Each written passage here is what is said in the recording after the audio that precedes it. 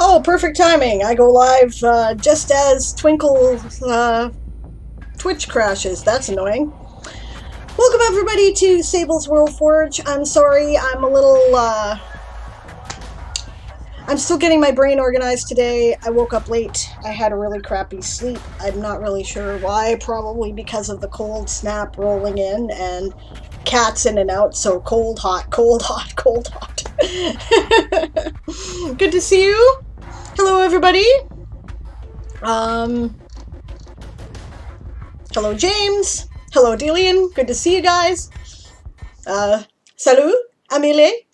I know it's evening there, but I know that you don't say bonsoir unless you're like saying goodbye, pretty much. So I'm not sure what to say regarding that. Salut feels a little casual over the internet, but you know, I I'm Canadian. I took French up to grade 12, which means that I can ask sort of where the bathroom is, and I can follow the signs when I get to Quebec, right? I figured out yesterday, based on time zones, that Amélie is probably actually in France. So I'm like, oh, well, I should try to say hi in French. I'm trying to improve my French. I believe I should speak French. This is a bilingual country. It's just that I live in Western Canada and they don't speak any French out here, and they're kind of ridiculous about it, actually. So my education in it is slim, to say the least.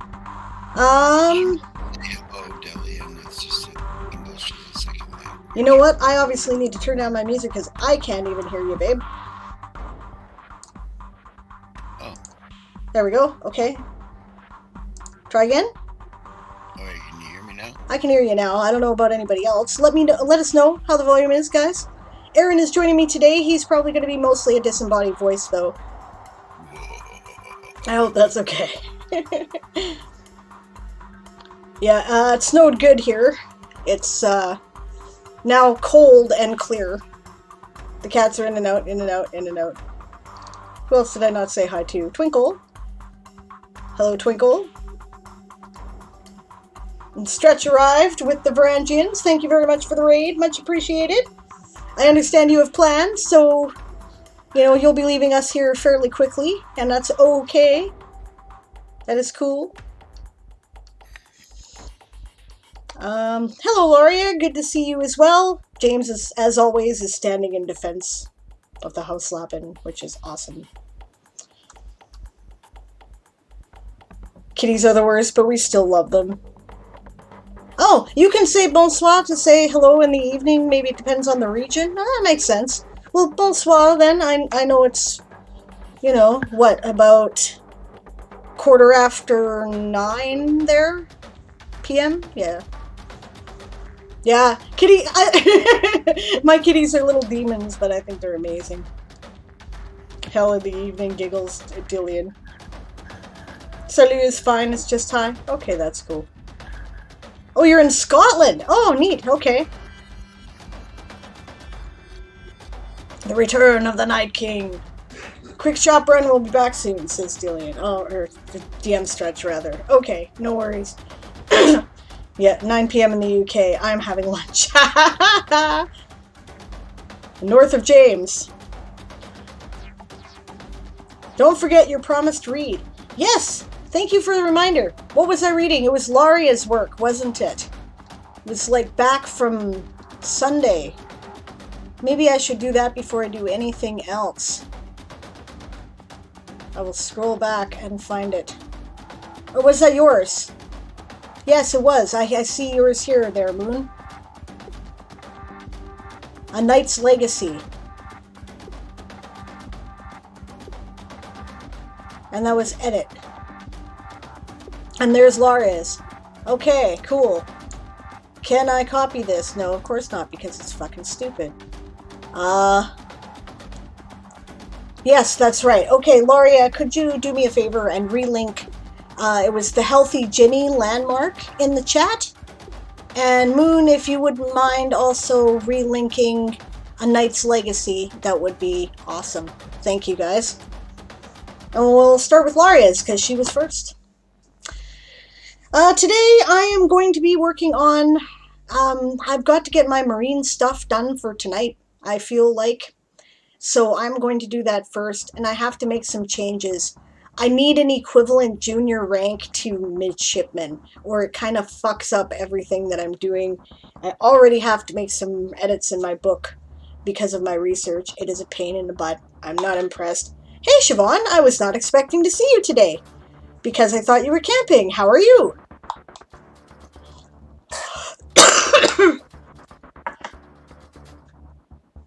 Okay, there's Laria's.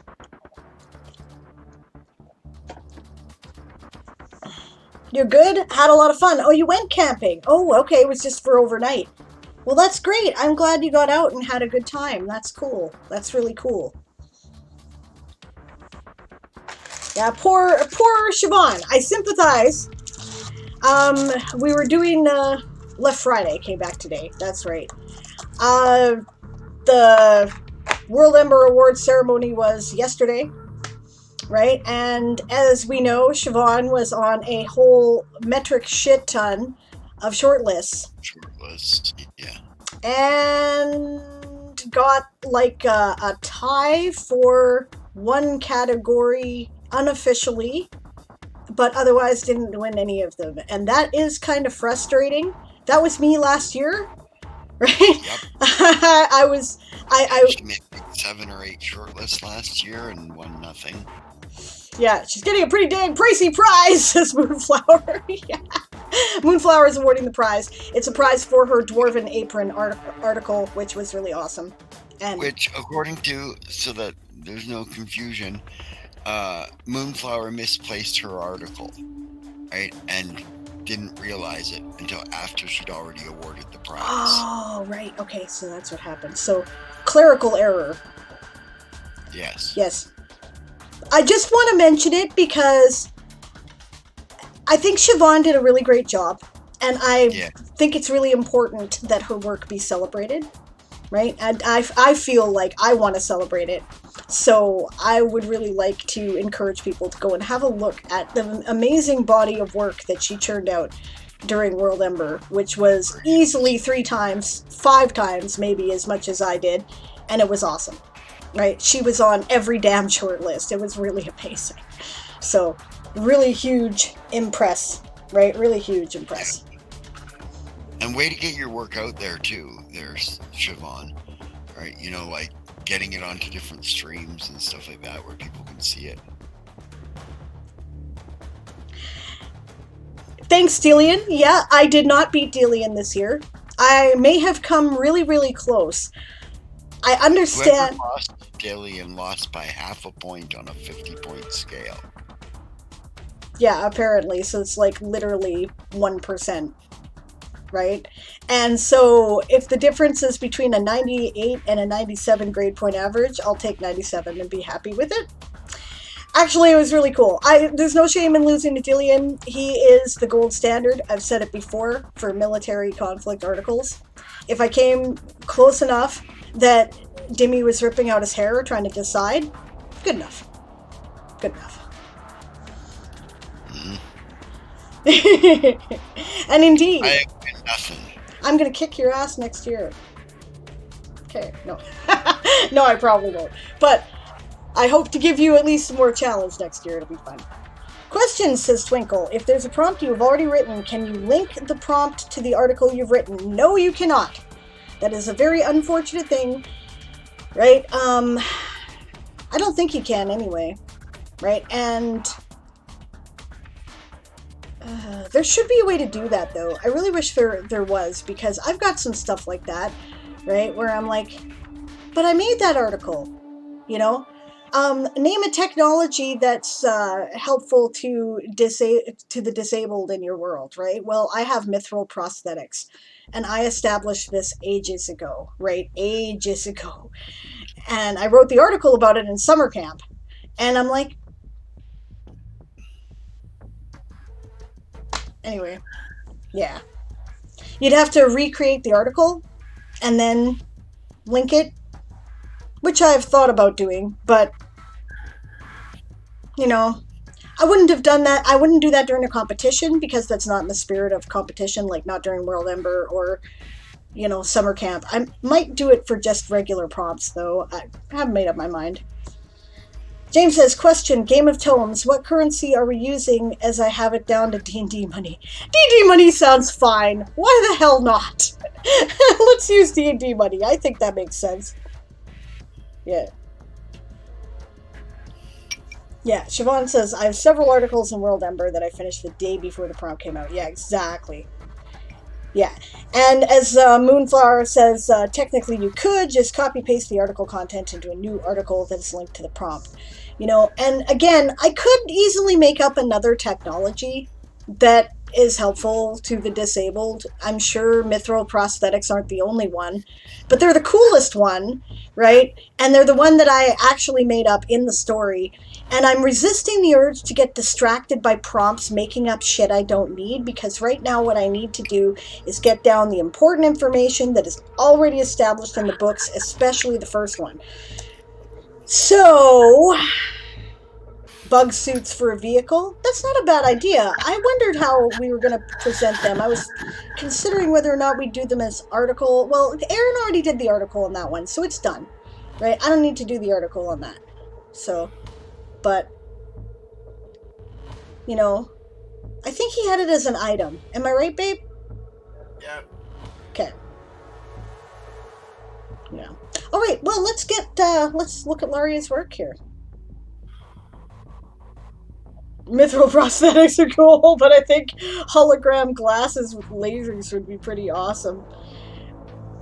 Probably not happening in my world. Probably not. No. All I want is freaking sharks with freaking lasers on their head. You're real quiet, babe, but I sort of heard that it was, all I want is some sharks with some freaking lasers on their head. Yeah, exactly. Hello, Kage Furuku-sama. I hope I've said that remotely right. I know you're joking, Moon. It's cool. It says, what about 3D holographic projection? Sort of. Because they have magic, and I'm sure they project illusions that work basically the same way. But I don't know that that's a technology that is of direct help to anybody who's disabled in my universe, right? I mean, the big thing was it's a sailing drama. It's Age of Sail in space. So, you know, people lose limbs all the time. So there needed to be something. I'm sure they came up with something. And I came up with something. So, does a magic spell count as a technology? Asked Twinkle. I would say yes.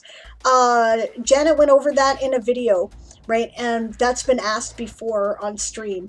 And she said a technology is basically something that is like a science in your world that applies directly to solve a problem, right? So if magic is natural to your world, that's a science that is applied directly to solve a problem. So, yeah, it could be, right? Hey, Esong, good to see you. I got it right. Yay! Good for me. Welcome to the channel, by the way. Yeah. I'm really kind of having a very casual wake my brain up stream. I tend to babble more when I wake up tired and then stream. So that's what you're getting today. Sorry, gang. I hope that's okay. Siobhan says, oh yeah, Twinkle Toes says, yeah, okay, no, I already answered that.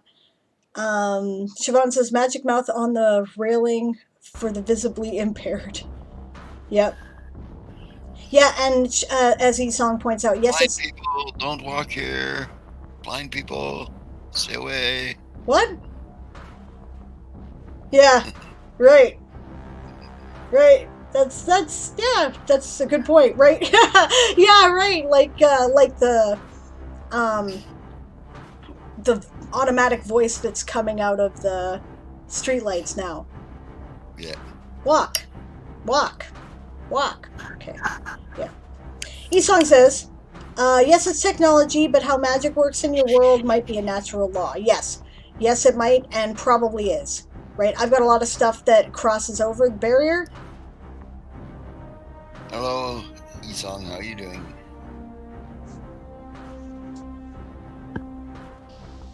There are speakers in our streetlights. Yeah, there's speakers that say, right, walk, or you know, or cross, or it is okay to cross, or and then don't walk.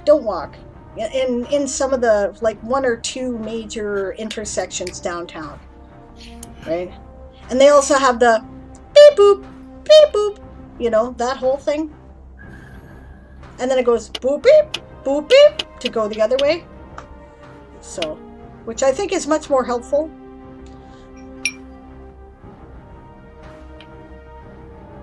Yeah. James would like a link to your author page, honey, so that he can add you to his acknowledgments section.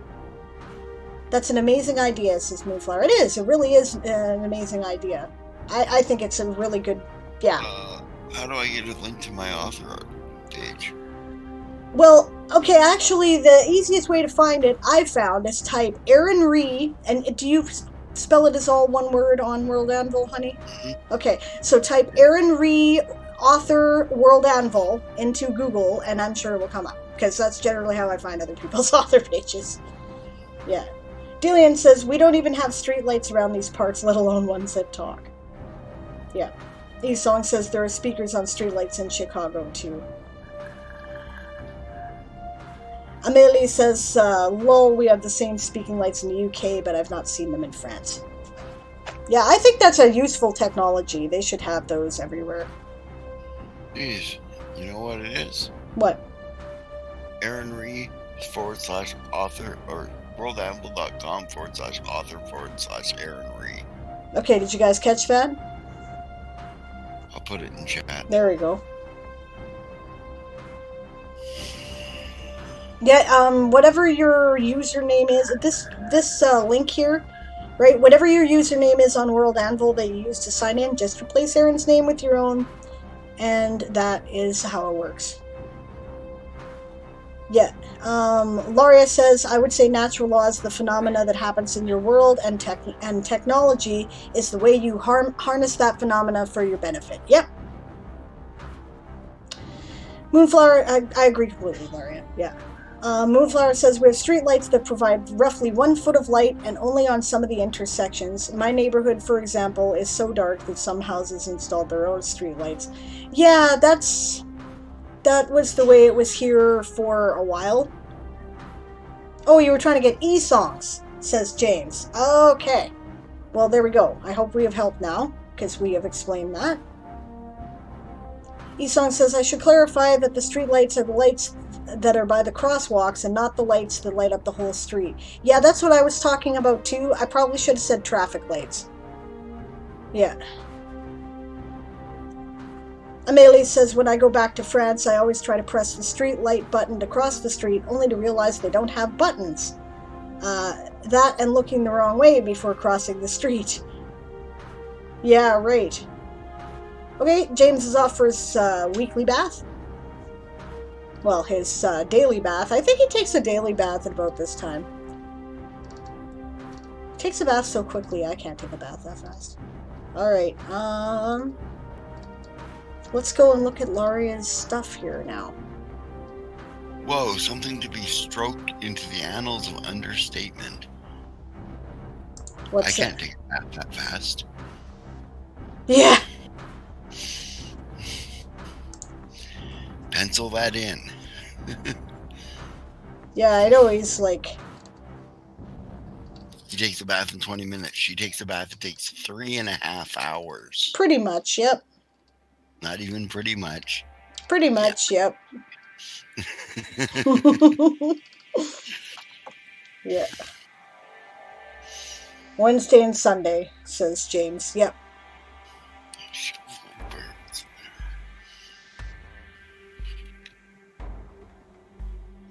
Are we going to get any world building done on this stream? Eventually, but first we're going to read Laria's article because I said that I would last time and my throat was dead. So I am about to do that. I fired it up. That's world building. And then I have something to do for Moonflower too. But what we're gonna do is we're gonna do Laria's article. What's that, babe? Moonflower said you already read her article. Oh, I did. Okay, good. All right, just making sure. Right, because she said I could kind of look through it and just say what I thought needed to be changed, which is what I did.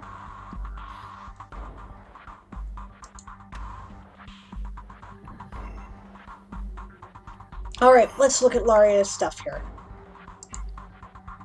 Okay, it's up on the screen. Cool, I see you used the same theme I did. Main.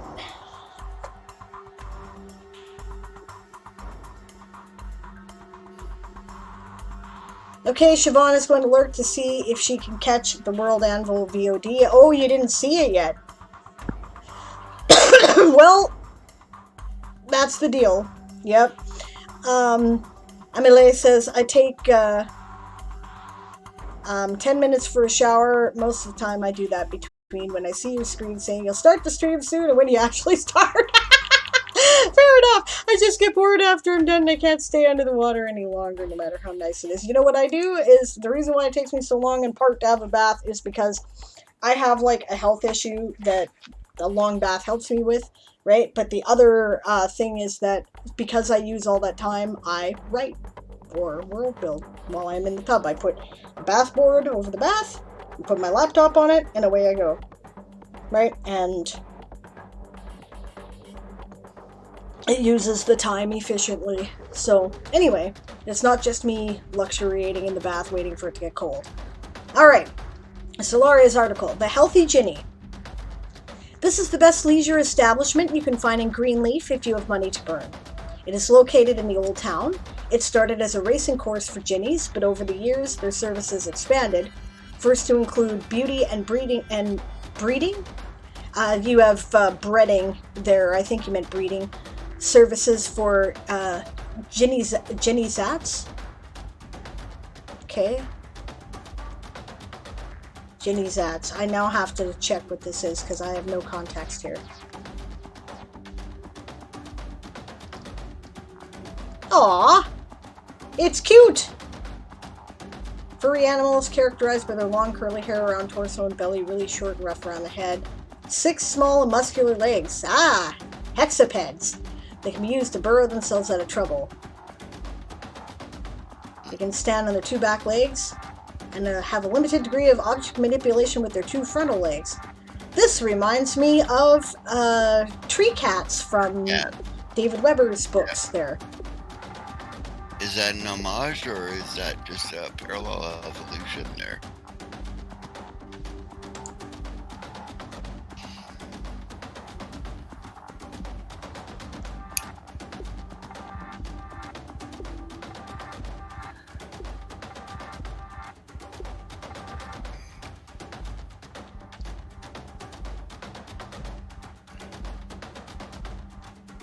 I don't know, did you guys hear Aaron's question? He asked if this was an homage to the, Laria anyway, right? Was this an homage to the tree cats from the Honorverse, or is it just kind of a parallel evolution? They don't say that they're actually cats here or anything, and the picture makes it hard to tell. They look a little bit kitty-like, and they also look a little bit rodent-like. And I'm sure that was probably intended. Because, of course, they're obviously an alien species, which is neat.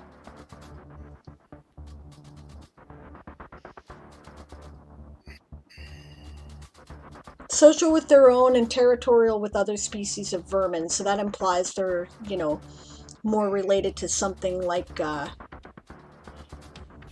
of course they're not at all, because they're an alien species. Your check is crap, Laria, but I understood what you were saying there anyways.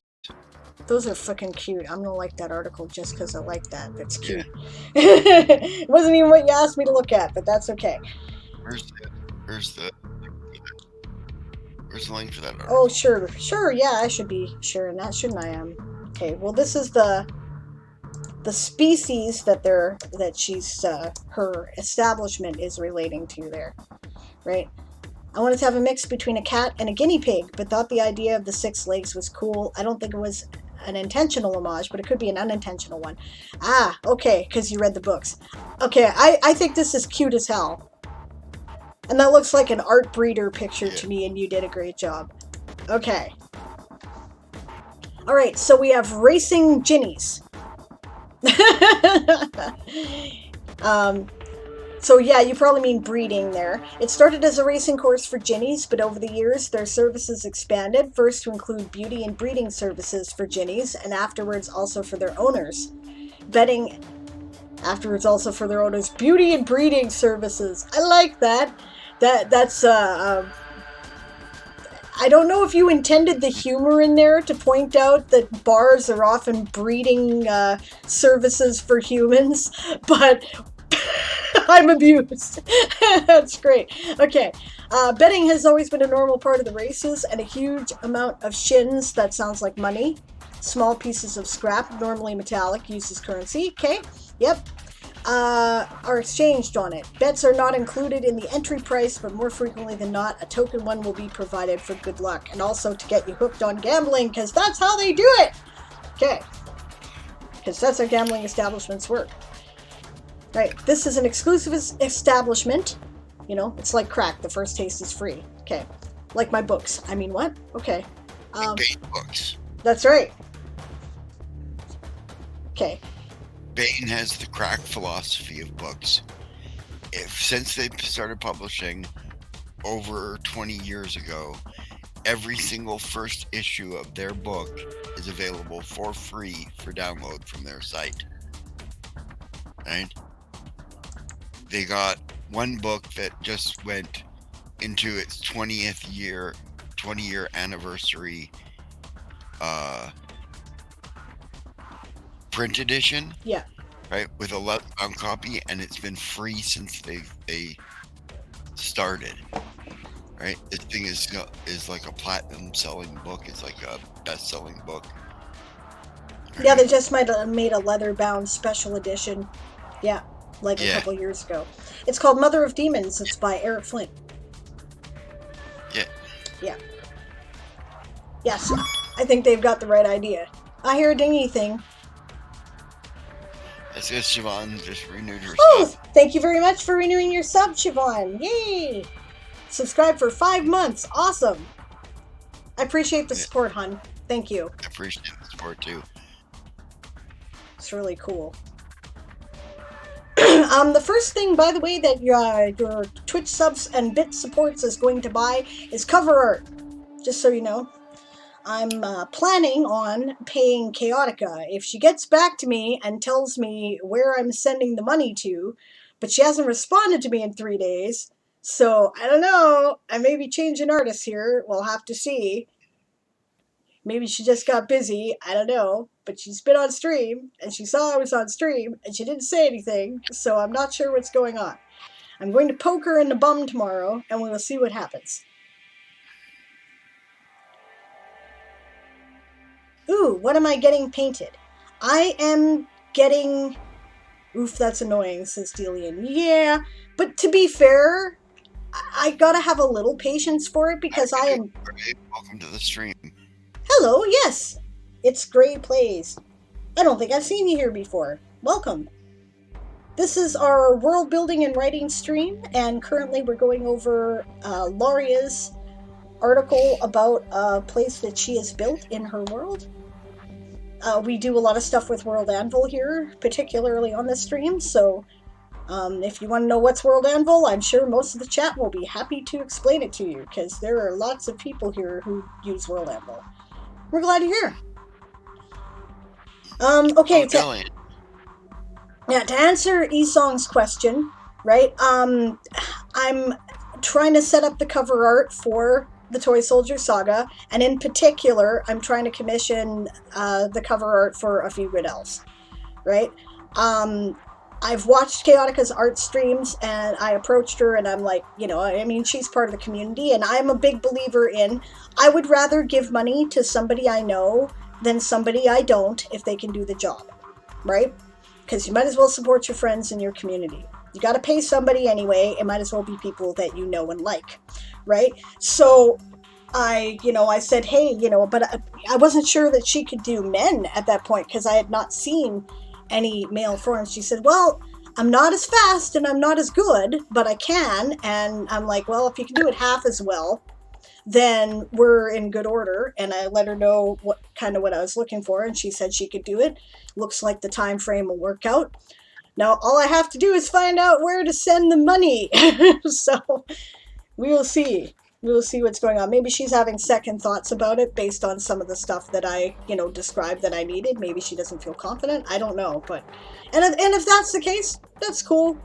I get it, right? I get it. And, I'd rather find out now, right? Then I have time to find another artist. But, I would rather give my money to her if she can do it, right? She's nice. She's part of our community, and she does good work. So, yeah. Anyway, all right, we'll go back to... Yeah, Lauria says support that theory as well. Sorry, babe, what was that? So I was going to ask Delian a question. Oh, go for it. Waiting for you to finish. Okay, I've shut up now. I was going to ask Delian, do you do map assets? Right? And do you have a Patreon? Yes, he does have a Patreon. I can tell you that. I don't know if he does assets, though. I can give you his Patreon, and I encourage people to go and do it, because he gives monthly maps anyway. Jesus, full maps a month? Well, not of a whole world, obviously. Obviously. Okay. Yeah, he will be doing assets in the future, but he doesn't have any yet, is what the response was, for those of you who are just listening and not looking at the chat. It's Gray's Plays. I'll call you Gray, if that's alright with you. Gray says, I use it, but not often, referring to World Anvil. Typically draw my maps, make my history, characters, and stories by hand and paper. I have hundreds of folders and papers. So did I. And they have either been lost or destroyed over the years, and that is why I use World Anvil. But cool, that's totally cool. I still have old material that I have yet to transfer to World Anvil, to be fair, right? So I have like old hand-drawn maps and art and stuff. All right, so back to Ginny's article. Okay. This is an exclusive establishment, but the level of exclusivity varies in consideration of the package you acquire on entry. Racing and refreshment. The cheapest ticket, you get access to the races for the day, and it includes an appetitive. I think appetizer? Is that what you meant? Served during them? Oh, I hear another dingy thing. Gloria, I'm having trouble getting through your article today. There's lots of stuff. Oh my god, hey, thanks, Twinkle. Right on. Oh, thanks. Thank you for the gift sub. Yay! That's awesome. And congratulations, Emily, for getting a sub. Yes, cool. Thank you very much for the support. Moon's like, I'm waiting for my dad to get up so I can subscribe. No, that's cool, guys. Thanks for the support. I do really appreciate it. It's awesome. Like, you know, and yeah, like I said, the last batch is going for commissioning art for the, you know, for the cover. So there will be more. That's the other thing. I'm hoping to get the same artist for all the books. So, because I like consistency, right? I don't want them to look like different series. I want them to look like the same series, right? So, yeah. Anyway. Yeah, racing and pampering. Another dingy thing. Oh, thanks for the follow, Gray. Awesome. Welcome. I totally hear you, Moon. I totally hear you. I hate credit cards, too. I will actively avoid them if I can. Hey, Kajitan. Good to see you. Oh, that was me using a similar Spanish word. I do that sometimes. I bet. Okay, I'm sorry. I just didn't understand. I thought that it had been confused. Fair enough. Huh. Neat. Actually, I had no idea. Is Spanish your first language, Laria? Because I thought it was English. I did not know that you were Spanish at all. That is cool. So, which is to say, if that's true, your English is absolutely brilliant. And I wish I was a, you know, fraction as good at my French. Or Spanish, for that matter. Spanish is my first language, but I've been around 10 years in the UK. Oh, okay. That explains it. Yeah. Well, your English is way better than my Spanish. Your English is better than most people's English.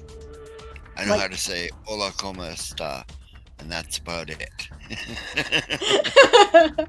Okay, Gray, nice to meet you. I hope you'll be back. Thanks for the follow, and have a good day. If you're in the US, happy Super Bowl Sunday. Yeah. No, well, I mean, like your English is better than like some of the native speakers I went to school with. Let's just say that. Anyway, all right. Most of them actually.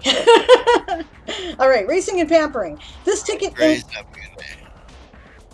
This ticket includes access to the bath area for an extra non-racing Ginny's. For an extra,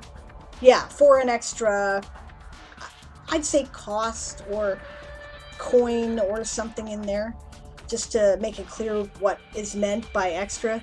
Right? Non-racing Ginny's Zats are also accepted and pampered in a different bath section, so you can bring your own Ginnies and they can get TLC while you are hanging out. That's cool. Okay, racing and company.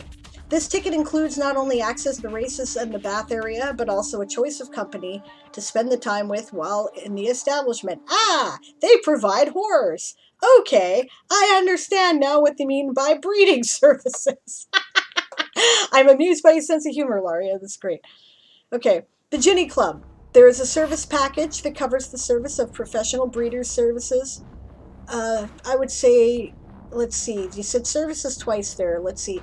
There is a club package that covers the services of professional breeders, is how I would say that, to connect proud pedigree Ginny Zat owners, that needs a plural, and interbreed the best ones for either races / beauty or commercial use. This club is also used as a signal of status and a social club to meet and relate to other wealthy members, again that needs an S, right, of the city. Cool. This is really good stuff. I really like this, Laria. This is you're okay. I say one of the things I try to tell people with doing world building is include more than what you're doing, right? Like, you can give hints about the way the rest of the world works in the process of a single article or a single, bit of prose where you're talking about a particular thing, right? In this case, I have learned not only that there are these Ginny Zat creatures, which are adorable as hell and I want one, right? But that in this place there's an old town and a new town, right? The old town probably is a higher status place. They have a, some. Either gambling and prostitution are accepted in this culture, or they are kind of, people turn a blind eye to it. One of the two, right? I have learned that the currency is really interesting. Small bits of scrap, normally metallic, used as currency, right? That tells me that this is a resource poor kind of environment. Yeah, it almost gives me post-apocalyptic a bit. Right, exactly, right? And that there is definitely their class has a great deal to do with your opportunities in society, and that there are special places just for the rich. So that is a lot of information in a couple of paragraphs. That's good work. Numenera, okay. I'm not familiar with the Numenera setting. I'm familiar with the books, not like having read them, but familiar with what they are. I don't know it at all. I've heard the name somewhere, but it's a role-playing system. Oh, okay. Neat. Yeah, I've heard it somewhere, that's all I know. Alright, architecture. Right, in the cipher system. Oh. Yeah, I'm not the cipher system.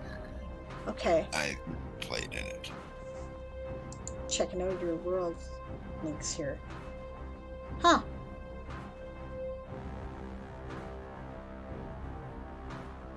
I like this menu setup better than I liked it when I initially altered it to be different. I use this theme, eh? This is the same theme I used for the Toysoldier saga. I've just made some alterations. Right. Architecture. Okay, there are, it should say, 4 different but connected buildings that are part of the establishment. The first building in the center, and I see we have provided a map. Excellent. Heart of the establishment is the racing area. Makes sense. It's divided into two sections. A small triangular one, okay, where visitors sit to watch the races, and the bigger one, an obstacle course where the Jinnizats race each other. Right, so kind of like those, dog events, right? Which is cool. Right. There's an underground area. Below it. Yeah, okay, no comma there. There is an underground area below it, comma, which is used as service and storage. To the right, I think you meant to say is the bathing area. You don't need a comma there, right? To the left, I would say, right, there is another bath area if companionship is desired. Okay, and that sentence is perfect, right? Both areas have a private entrance and watching area, individual rooms, and yeah, that's part of the same sentence. Both areas have a private entrance and watching area, comma, individual rooms, comma, and communal saunas, period. Right? Fresh fruits and snacks are always present in the individual rooms. I put a comma there too. Just, you don't have to, but I would just for ease of reading, right? Fresh fruits and snacks are always present in the individual rooms, comma, and more substantial meals can be ordered, ed, at the end of order, at any time. In the back, there is a two-story, it's a Y, not an E, building. The lower floor, connecting, I would say, both bath areas, period. It also hosts the Jinnizat pampering area and a dining area. Dining has one end. You have two there in the middle. And I'd say with a view to the races rather than that has a view to the races. Right. The higher floor is for exclusive use of the members of the Jinny Club. That's excellent. This is great. There's so much about this article I like. I'm going to follow your world. Yeah. Can I get a link to that article? Oh, I'm sorry, baby. Yeah. Please remind me earlier. Interrupt me. Or just so I can give it a like.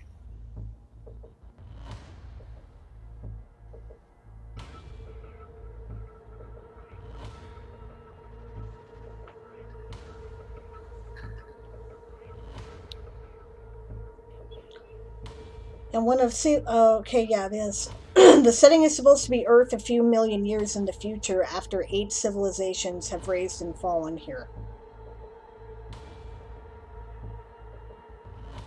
Yeah. Okay, see you in a bit, Moon.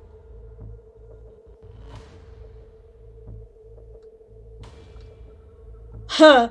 Sarukas is going on a read and comment spree again. Just got 6 notifications in the past 20 minutes.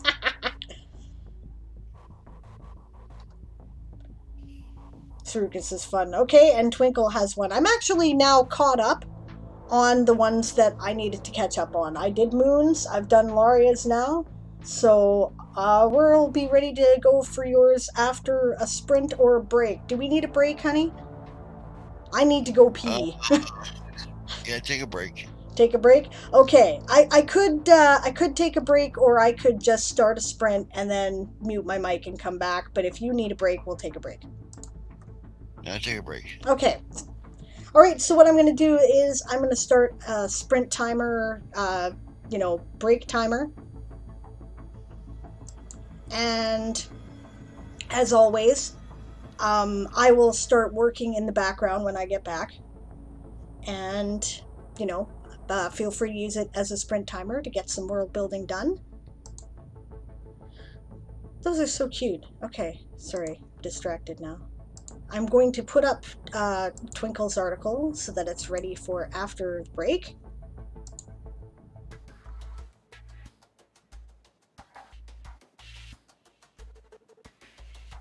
I'll turn the music back up a bit, I think.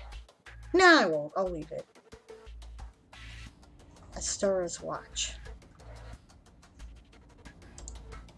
And I do not mind. We are here in part to world build and in part to do showcasing. Okay, Esong had a question earlier about my hero article. It's almost done, right? But I'm taking a break. It doesn't have to be out until the 13th. I have to get the marine stuff done. So I'm going to be working on that today. And it looks like if I get that done, I will be lucky. So, all right, I'm going to put the break timer up and I will see you guys in a minute. Sprint away, gang.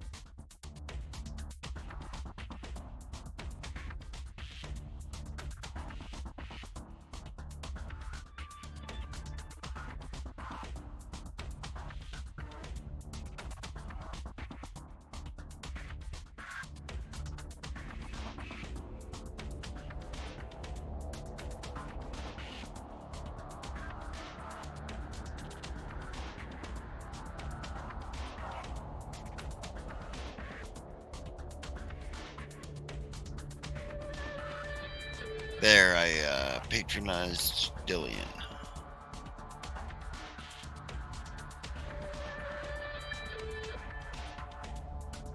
No, I just made it live.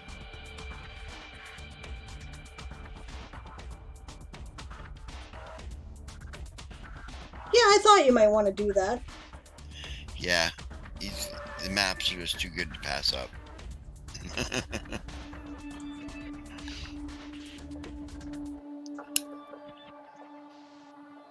Back, and I seem to have timed that one well, says Stretch. Yeah, I'm back and working in the background, by the way, until the end of the sprint. So I'm actually going to do some work instead of yapping. I'll Yeah. see you in a minute.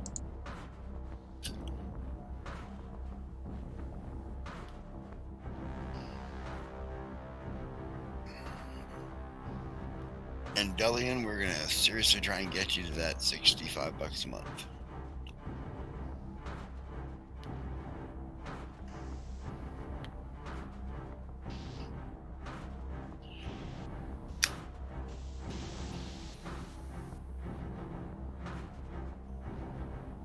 Oh, that sounds cool there, Twinkles. I'd like to take a look at that sometime when you get it done up.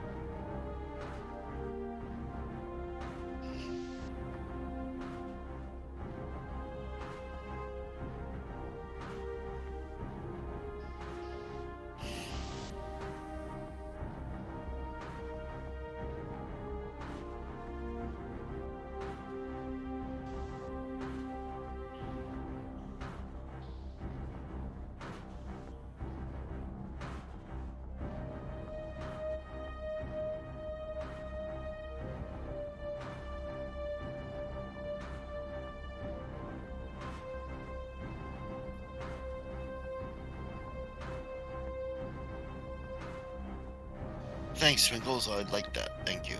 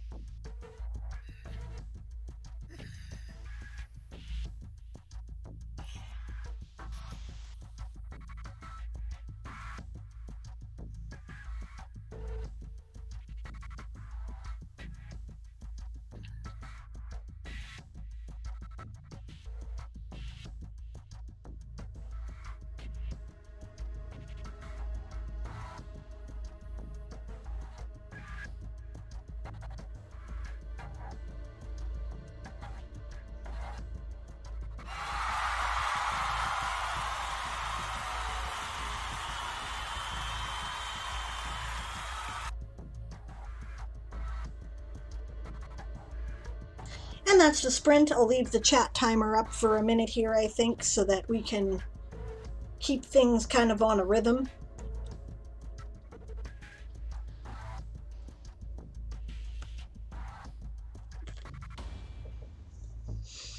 All right. Thank you for your critique, Diane, says Laria. You're welcome. I hope it was helpful. I have no critique. I just had some grammar corrections. Esong says that she will support me with that project then. This is cool. Esong and I have kind of informally agreed to be each other's helpful goad into getting the things done that we both need to actually get done and keeping on task, so I appreciate that. That's cool. Twinkle is trying to think about how to write an article about the barter system on their world, and is not really sure where to start. I didn't see your question there, Captain. What tips can you... Oh. What tips can you do for adapting elements of the Bible into urban fantasy setting? Earth with magic. Oh, what tips can I give?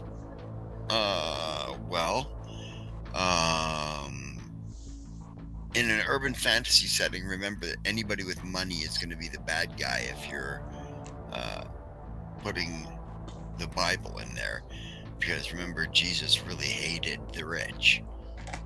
Yeah, one cannot worship both God and mammon. Right. You know, so my tips are to make it very dystopian. Urban fantasy setting. Right? Where the rich are very much like fascists. Supernatural kind of obviously was a gold standard on this, but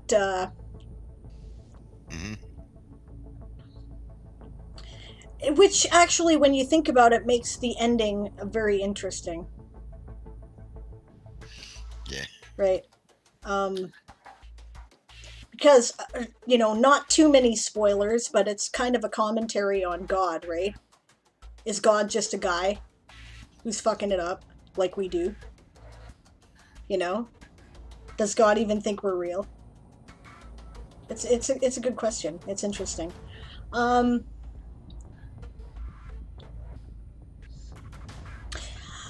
Demons. You should think about how you want to apply demons. Well, fallen angels more aptly to your universe. Like, do angels and fallen angels actually manifest in the physical reality, or do they possess people and enact their dramas that way? Right? We had some stuff that we were writing up for the Cyan game, which is a game where you play demigods.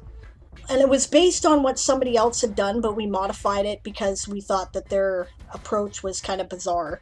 But basically, it takes some of the powers of the Bible and gives it to, like, you know, people who are descended of angels and various people in the, you know, Judeo-Christian pantheon, as it were. Which, you know, there's more than just the one, if you want to look at the traditional stuff. I'm a bit afraid that if I do too much, I would offend some people. I'm trying to find the line I should not cross.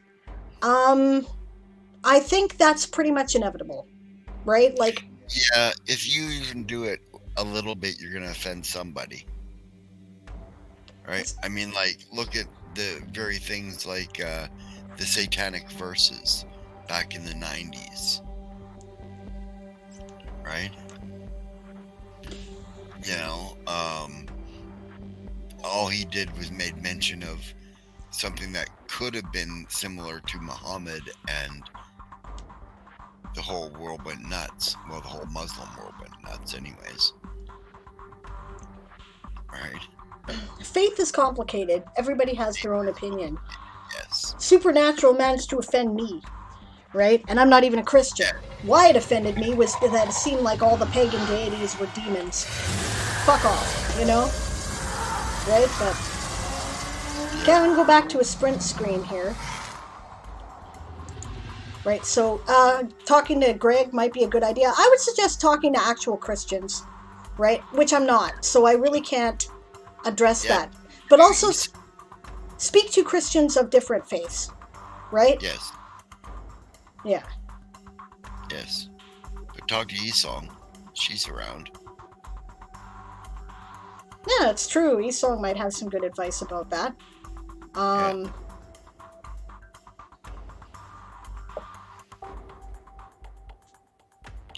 Right. The thing that I would put in about Christianity is to remember that about 57 times in the New Testament, Christ says God is love in one way or another. Yeah. So, keep that in mind, and you probably won't offend anybody.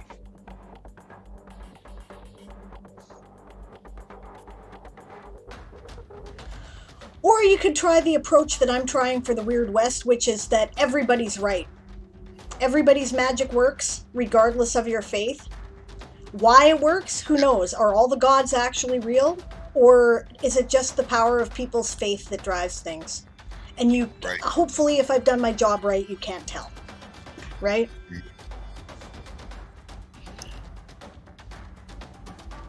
Probably focus more on the Old Testament stuff than the New.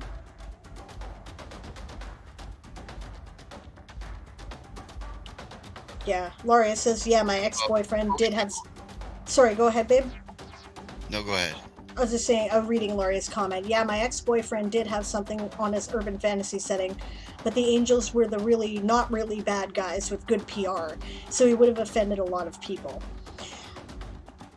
You can't help but approach these things without approaching the theological implications that they present.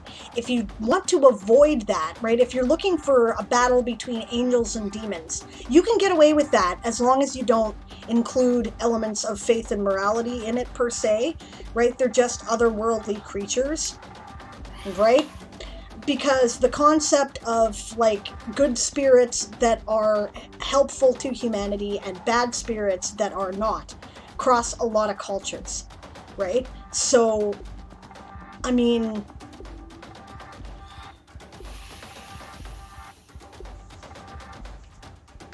it's let's see, like,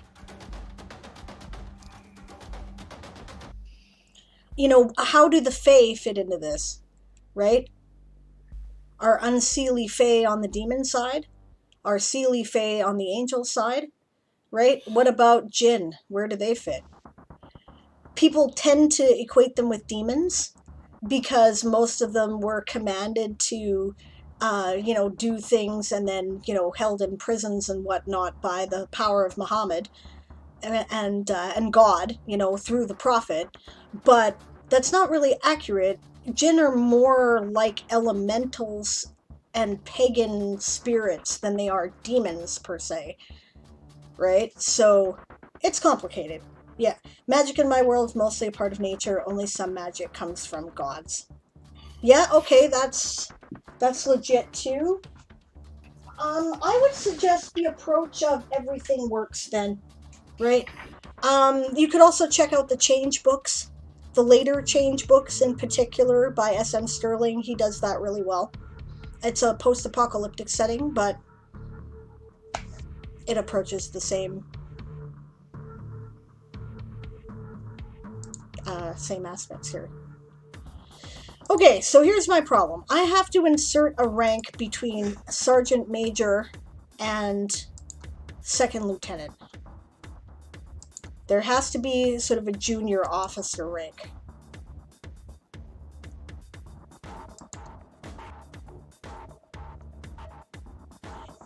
Now, I believe Aaron was telling me last night that it should be ensign, and then I should have like sub-lieutenant, right?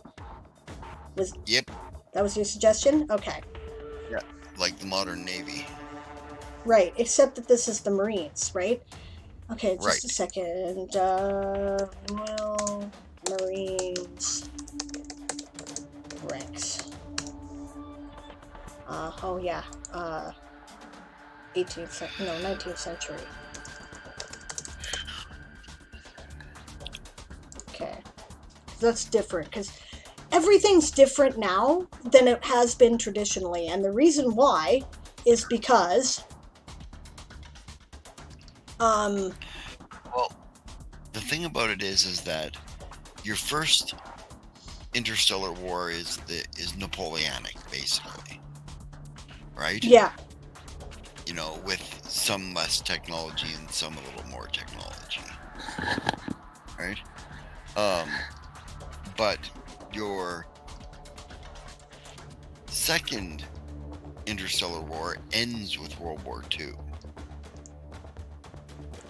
yeah, pretty much. Aircraft carriers and space superiority. Yeah, and special forces units and right? Yeah. So your Interstellar War 2 also starts sometime around the Russian Revolution area, as far as militaristically it went, just before World War II. I mean World War One. It's complicated, right? There's still Napoleonic elements, right? Because right.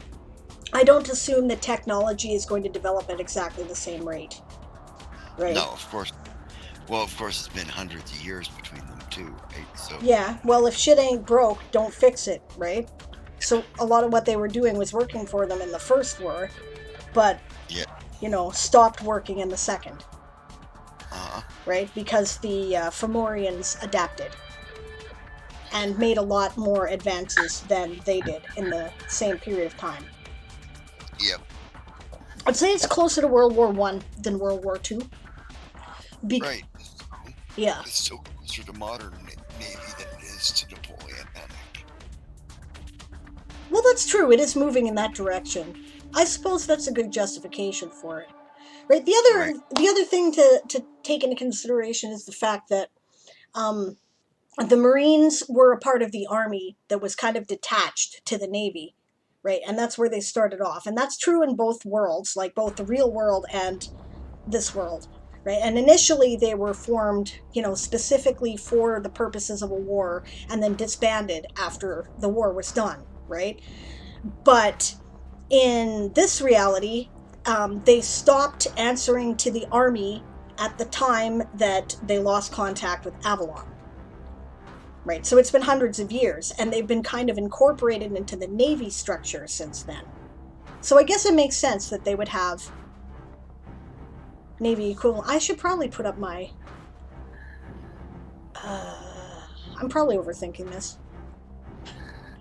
Yep. I always do. Yep. Okay, good. I did have the Avalonian Imperial Navy open as well. So how's my structure work here? Okay, I have midshipman 0. I can have an officer cadet. Right. Would they call them midshipmen is the question. No. Because they're not stand amidships. And that's the other thing. I have to go back and edit my book because Yathar and probably Tyelate, once they have joined the crew of the Queen's Dirk, where they have officially taken their oaths and are actually part of the military, no longer stay in the same quarters with Shandar. Shandar's a pilot, right? And they're Marines, right? Well, I don't know. I mean, I guess Tyelate could be either a Marine or she could be on a Navy artillery crew. She's artillery, right? So... Yep. Which way would you go with that? Do you think she should be a Marine? It's really not that important for the current thing, but it might have a bearing later. Yeah, artillerists often were. Yeah. So yeah, it would make sense to make her a Marine. Okay. Yeah.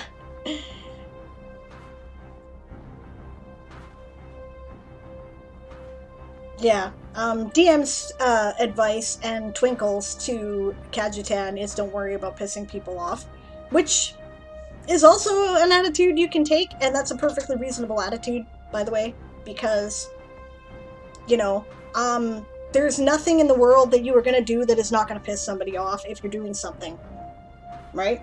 So, not every book is for everybody.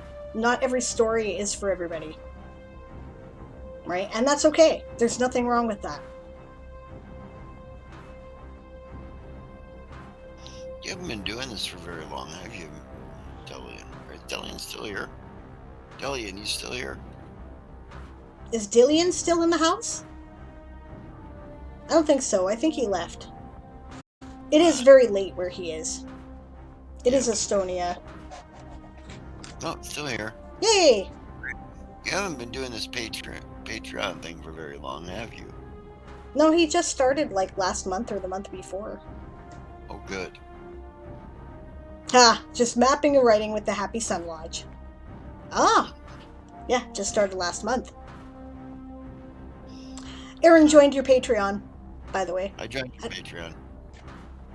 I thought he probably would.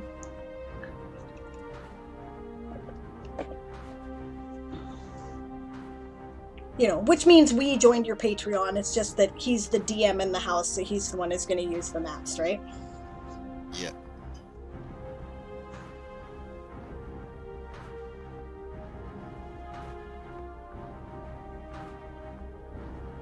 So what do you ask, honey? Because he's only got 3 maps up, 2 for last month, 1 for this month, right? So I was like, yeah, he must have not been doing it for very long.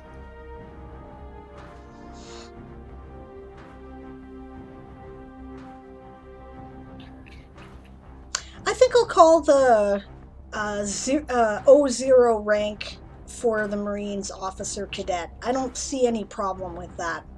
Okay, their address is OC. OC, okay. Yeah, because that's what we call our officer cadets in the Navy in Canada.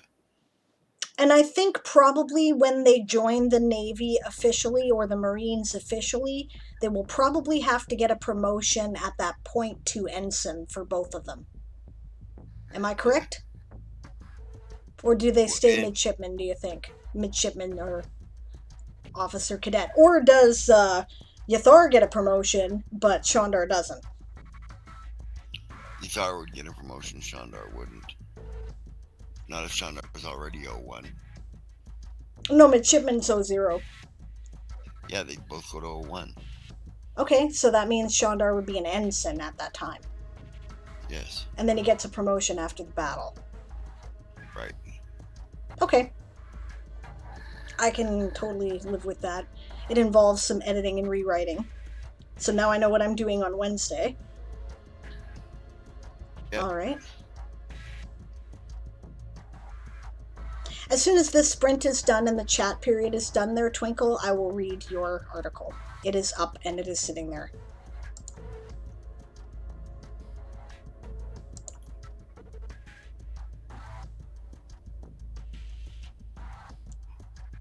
I watched you doing most of these maps, Delian. These are awesome. Yeah, happy to support. Your stuff's good. I haven't been plugging it on the stream here because, you know, just because you're my friend. You know, that's part of it, but you're good at it, so... Yeah, Kajitan says OC, so OCD means Officer Cadet Disorder. Sorry for the dark humor. Never apologize for dark humor. I love it. I think it's hilarious, and if people don't like it, they can take a walk, because that's part of how I cope with reality. That's great. Yeah, Cadet Disorder, they also call that being a quarter-inch admiral. Quarter-inch admiral. Love it. Yeah, Aaron was an officer cadet in the Navy, so he knows. Yeah, Canadian Navy. Because you got a quarter-inch bar on the bottom of your sleeve, indicating your rank, and nobody has to listen to you. Yep. Because you don't have any command authority. Yeah. You're training to have command authority. You don't have any yet. Yeah. Yeah. Alright. That's the sprint. I don't know if anybody got anything done with me babbling, but... And what are people working on today? I'd love to know. I know what Twinkle is working on, I know what Kajitan is working on, and I know what Delian's working on. So, yeah, Twinkle says, I'm trying to write the history of the barter system, and I've gotten to the point where I need to write about people trying to invent currency, and the gods saying, maybe no, let's not. But I'm not sure how to write that. Oh, like that. People tried to invent currency, and the gods went, nay, nay. Yeah, we saw the worst of this other reality. Fuck that. Yeah. Smart. I'm working on downloading maps from Delian and working on my stat block for Lady Jaina Vader. Cool. Delian says, dark humor and self-deprecating humor are our favorite types around my parts, Kajitan. Around here, too. We're Canadians. Dark humor really pisses people off sometimes, though, I've noticed. Yeah, whiny bastards. You know what? I'll cope with grief and stress my way, and they can cope with grief and stress with their way, and that's fine. Sorry, just a sec.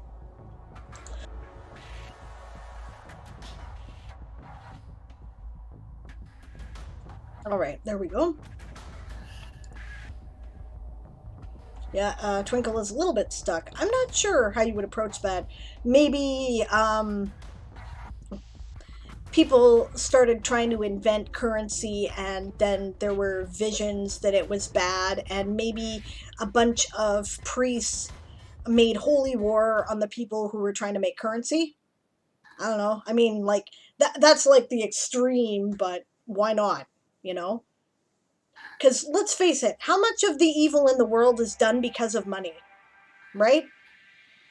And why? Of course it is, right? Because money kind of determines everything in our world, right? Your access to basic services and food, your quality of life, your social status, your level of opportunity, the professions that are available to you, all of this is determined by money, right? So of course people are willing to kill and, you know, manipulate and do great evil in order to get more of it. Of course they are. Right? Because I believe the most evil is performed out of fear. You know, the Jedi have a point. Gotta cough again in a sec. Alright. James says, I've been working on a system, but I wish I wasn't, as I have a forestry article to work on. Delian says, working on remaking a map that I gifted 2 years ago to a friend. Those are both cool. Amelie, it says, I'm supposed to revise my fantasy novel, but I'm procrastinating by trying to correct my plot for a contemporary romance. I hate revision, too. I never know where to start. It takes me forever, and part of my process is going away, doing something else, thinking about it, and coming back. So, it's okay.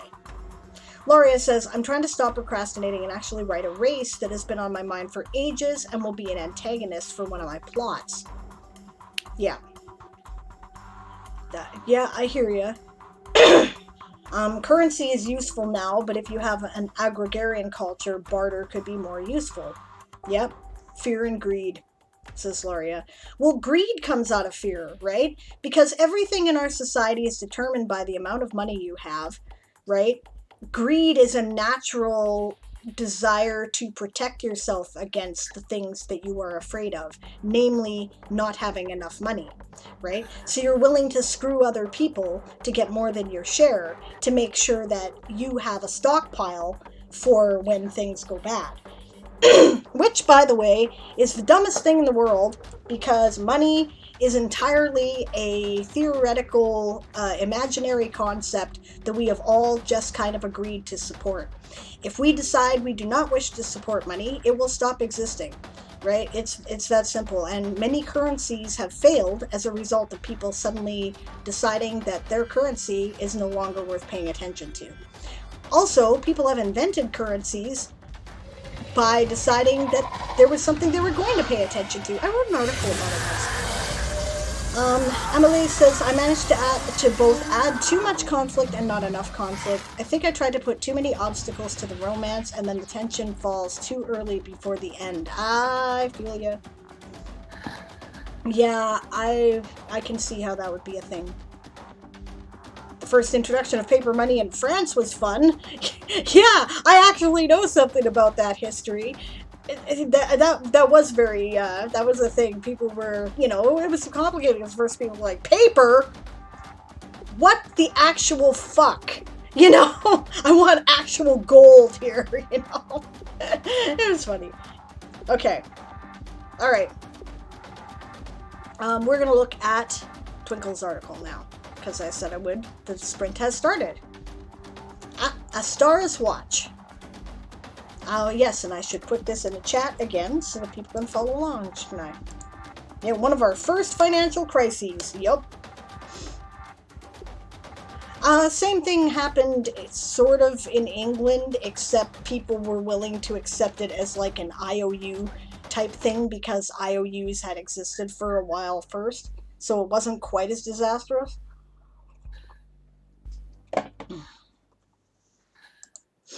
All right. Demographics. Unlike most other settlements on Caldera that have a patron god, Astar's Watch is filled with people of many backgrounds and origins.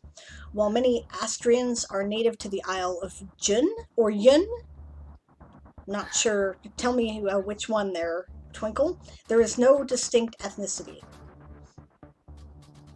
Many of the trade goods in Caldera pass through Astar's Watch at some point in their journey as barter for these spices. Caldera, a continent of Bale, and the home to most of its denizens. Government.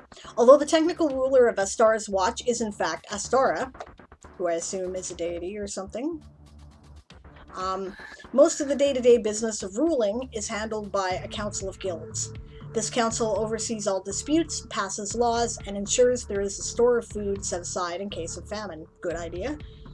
In very rare instances, Astara does have a seat set aside for her on the council. Usually her seat, I was right, is filled by the head of her temple, but on the rare occasions that she is requested or wishes to fill the seat herself, her word or ruling is considered law. Now, the question you might ask is, how did I know that piece of information, right? And this is a good object lesson in sometimes world building is about the way you phrase things rather than what you say, right? Twinkle said, although the technical ruler of Astara's Watch is in fact Astara, right? You're like, is in fact Astara. Okay, so that means this is a very important person, a deity or king or queen, right? Somebody who they don't expect to interact with the common folk on a regular basis, right? Astara's Watch, again, indicates that, you know, because if it's in fact Astara, they named this place for Astara. So that is either a ruler or a deity, more than likely, right? And the reason why I thought gods is because it is clear that, you know, from the conversation we just had, although that isn't in the article, but you will be able to pick this up and elsewhere in Twinkle's world, I'm sure, that the gods are kind of hands-on interfering types here, right? Because they'll determine whether or not you're allowed to have currency. So that is why I made that inference. So that, and what I'm saying is it's good work, and that's kind of how it's done. It's a good example. Industry and trade. Astara's Watch has a monopoly on the spice trade. Many of the spices grown on, and you probably answered me, but I didn't look. Haven't decided how Jun is pronounced. Not with a Y sound, but it's either Jun or June sounding. Okay. I'll go with Jun for now. Many of the spices grown on Jun are native to the island, and all of them pass through Astara's Watch before going elsewhere in the world. Many of the Astrian citizens are employed in the spice trade in one fashion or another. Located such as it is in the Great Sea, there is ample fishing and some trade with the Great Sea merfolk. While most of the trade in A Star's Watch is in spices, there is a steady cloth trade with the Great Sea merfolk in exchange for pearls, gems, and other underwater treasures. I don't think you need to repeat Great Sea merfolk here. I realize you did it so that you could have the link in both places, but you don't need it. You already had it once. I also don't think you necessarily need the link every time A Star's Watch appears. You could have it a couple of times, and that would be sufficient. You can leave it if you want to. I don't think it hurts anything. In this case, though, I'd say you should just replace this with the merfolk because the sentence would flow better. That's just my opinion. You know, as always. Oh, hello, Angstaze. Thank you very much for the raid. How are you? How did your writing go and your stream go today? We are reading Twinkle's article right now. And I hope you're doing well. Infrastructure. A Star's Watch is supported by a small fleet of fishing vessels. Vessels is spelt wrong. You've switched the E and the L as a typo. I do that a lot. And a few farms in the more rural parts of the island where rice and other staples are grown. The larger farms, however, provide many of the riches for the entire island, growing rare spices. Neat. And here you got a good picture of spices, right? I like your use of pictures in this, by the way. Government, you've got a picture of a gavel. All right, that gives me immediately the feeling of the authority of law, right?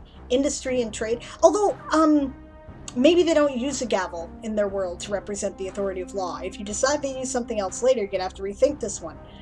Could be interesting, right? You know, what is their symbol of authority? Do we assume it's a gavel just because it is in our culture? I don't know. I realize this is very early stages. The world is brand new, right? I'm not criticizing your choice. I'm just pointing out that it could be something else, right? This is a great picture for industry and trade. You know, we have cloth, we have pearls. This is clearly an indication of luxury goods. That's great. And now we're talking about spices, and here's a bunch of spices. Did you get this stuff from publicdomainpictures.net, by the way? I use them a lot, and this looks like kind of their style.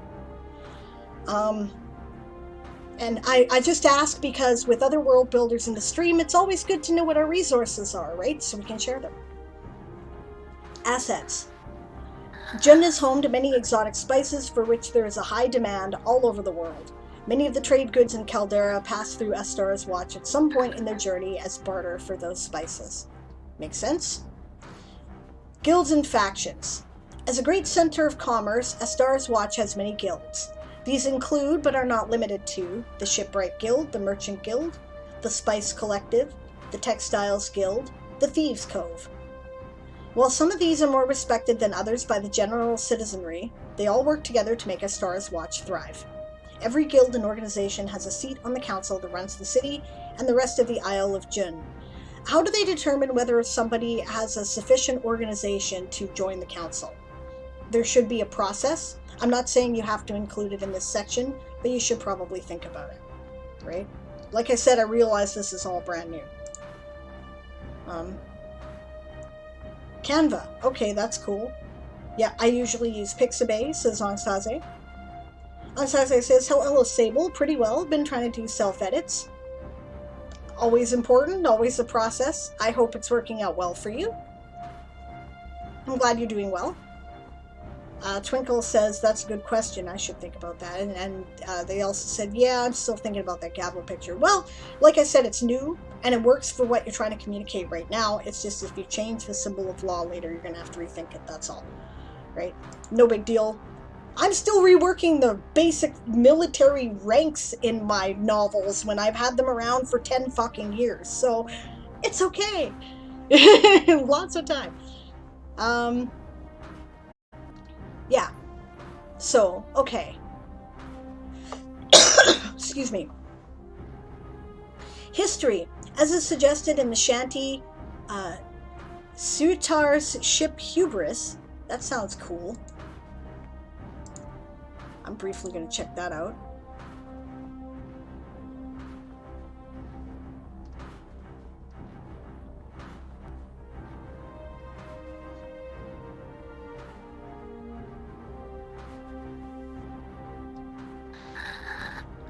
Uh-huh.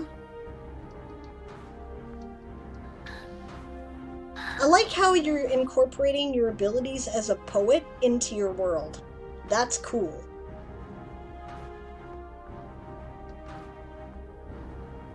This is probably going to end up having an effect like Anne McCaffrey's Pern books, right? She wrote a bunch of, setting appropriate poetry that was intended to be song lyrics, and people eventually recorded them and put them together on an album.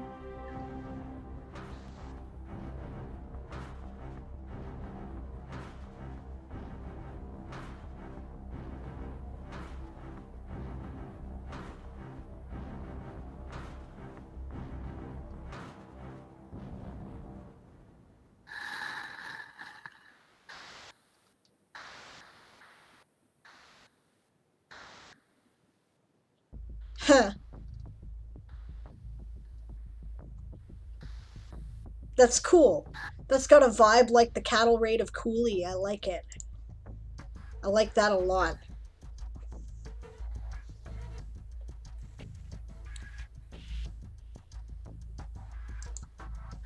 Okay, anyway.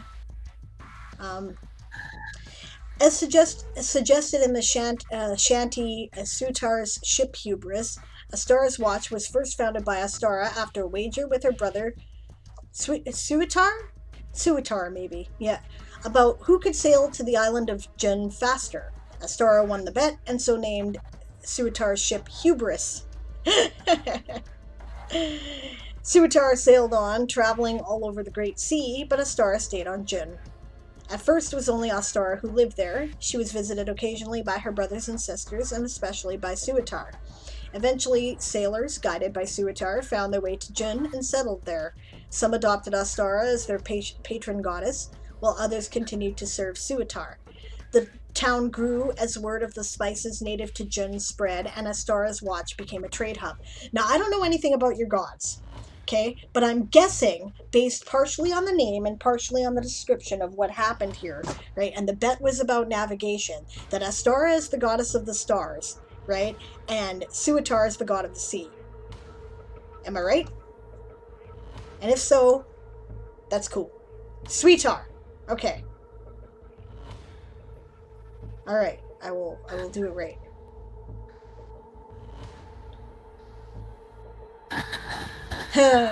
Kajutan says, I see a free picture websites battle is starting. I'm using Unsplash. Unsplash is also good. I use them all. Somebody points out a new resource, I'll go there. I use the enemy, and I use anarchy. Yeah, she is. Suitar is the god of sailing and probably something else. That's awesome. Okay. You see, of course, the goddess of the stars is better at navigation, because duh, how do sailors navigate? Usually with points of reckoning and the stars. So, yeah. Ansaze says, I'll know how well it worked next time I throw it at a critique source that's not me. Okay, that's legit. Yeah. Yeah, battle or orgy? Feeding frenzy? Yeah. Neat. I just wrote that last night, says Twinkle. It's good. It's good. But who is weird of the spices, says Weirdowin. Good question. Probably Weirdowin. Okay, I got a minute left in this sprint. I would like to finish, so I'm going to carry on. Architecture. Buildings here, I need an S at the end of building, are made from marble or wood, depending on the desires and trade ability of those who wish to build. I'd just say training, maybe, but I get what you mean, so don't worry about that, it's just preference. The oldest buildings are stone, as wood tends to rot and needs rebuilding every few decades. Each structure has some space between it and the next, allowing each residence, shop, or public building to have a small garden. Gardens are nice. It is common practice to grow flowers and ornamental plants in the front section of the garden, and either spices or crops in the back portion of the garden. While some buildings are fenced with wood or walled around with marble, many back and side gardens are collaborative efforts between neighbors. That makes sense? Geography. Astara's Watch sits on the eastern shore of Jun and extends upward into the foothills of the island's only mountain.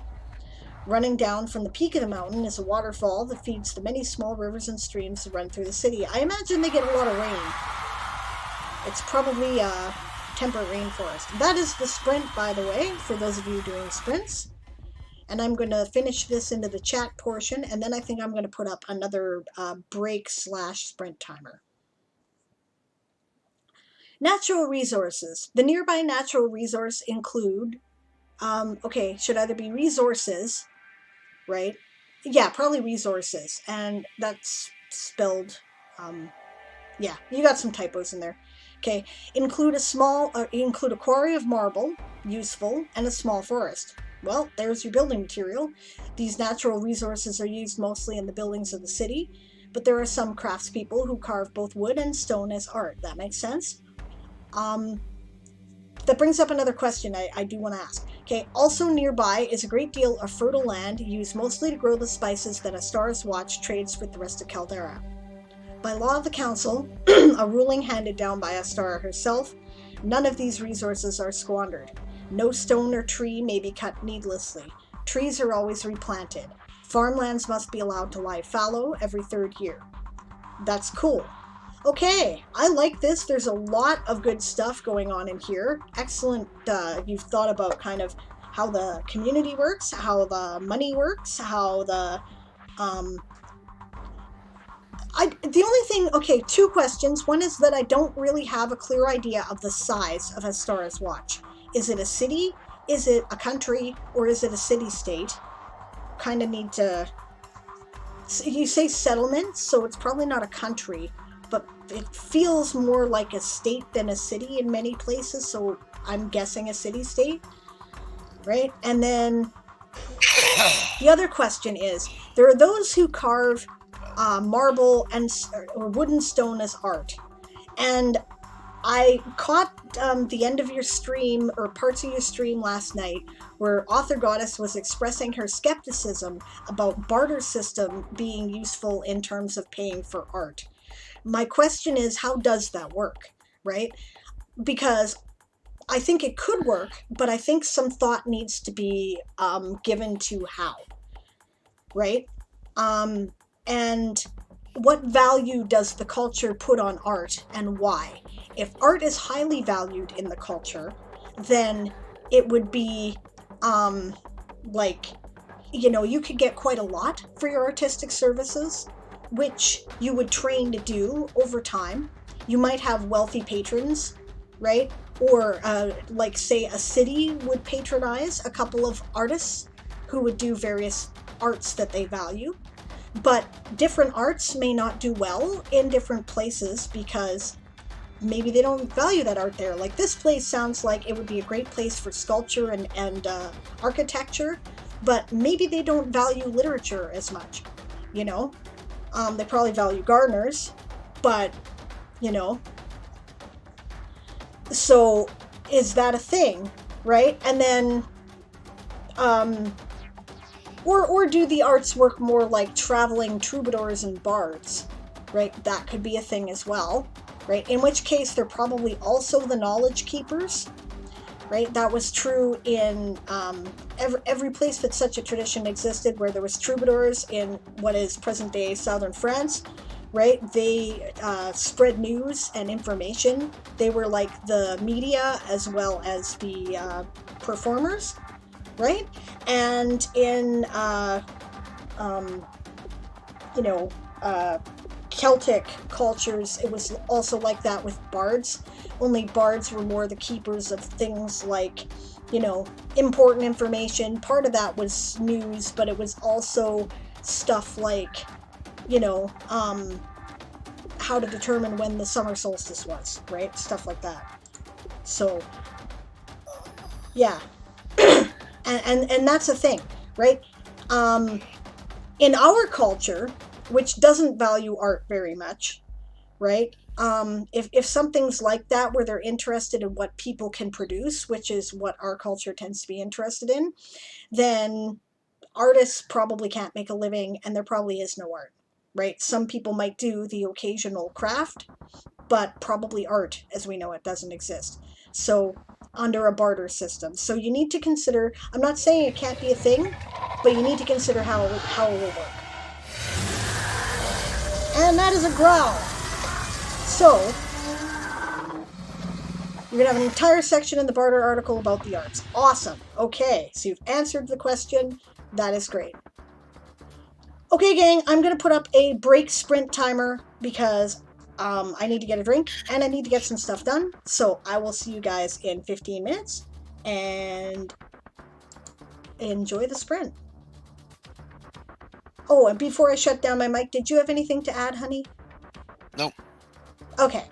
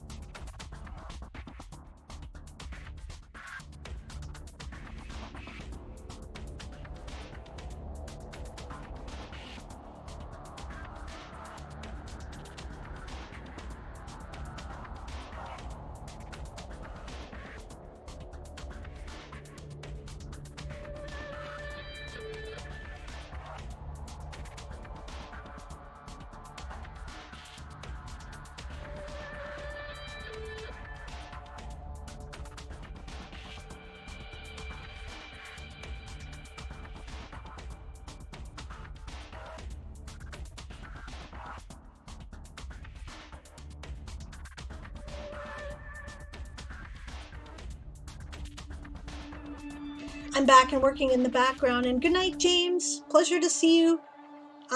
We'll be back on Tuesday for Ask an Old GM. I think probably is.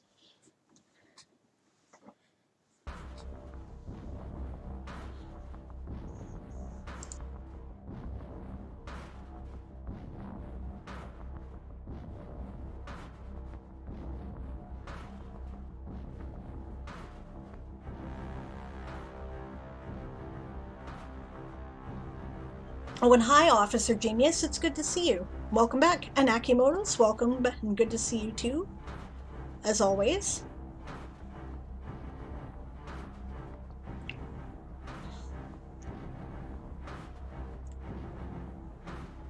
And Zyfax is here. Excellent.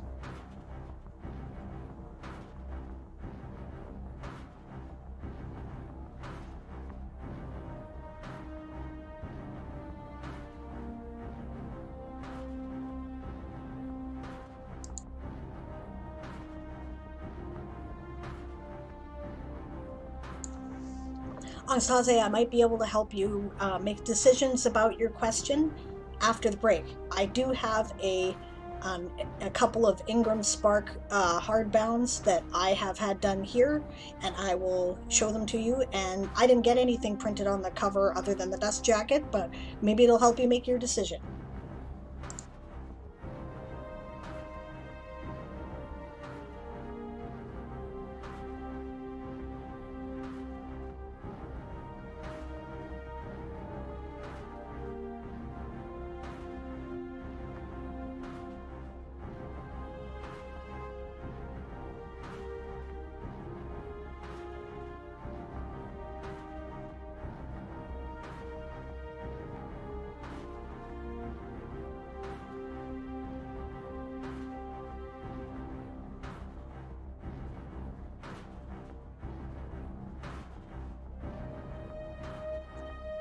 Laura's question is a good one for Aaron.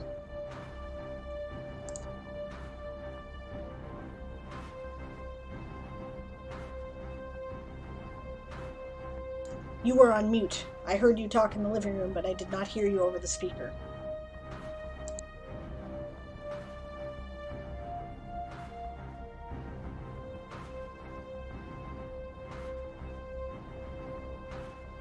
What's Laria's question there? How would Descent operate on the Hive mind? What do I think? In order for Descent, like, you're talking about somebody trying to convince them not to do something or something like that, right?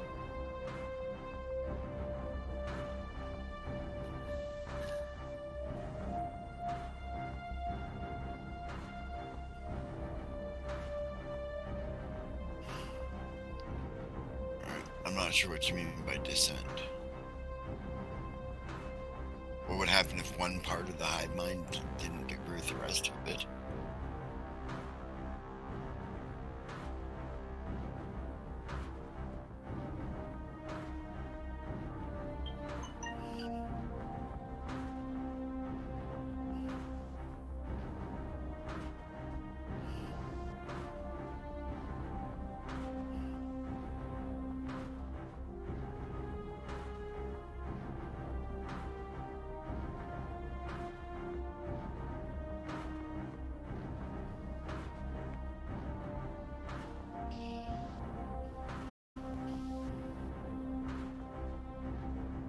Good night, Catcherton. Good night, Kazutan. Sleep well. Thanks for hanging out with us today.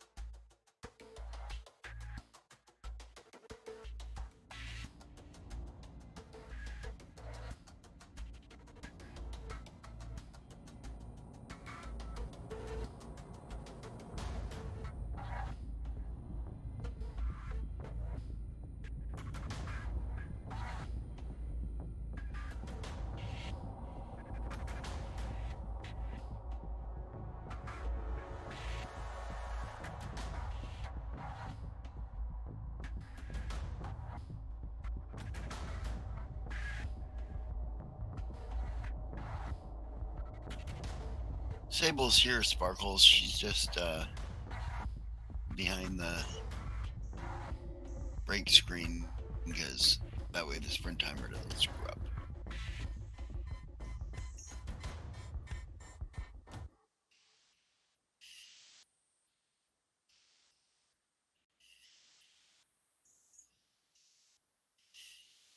We're sprinting. Yeah, I'm here. Got about a minute and a half left in the sprint. How are you, Sparkle?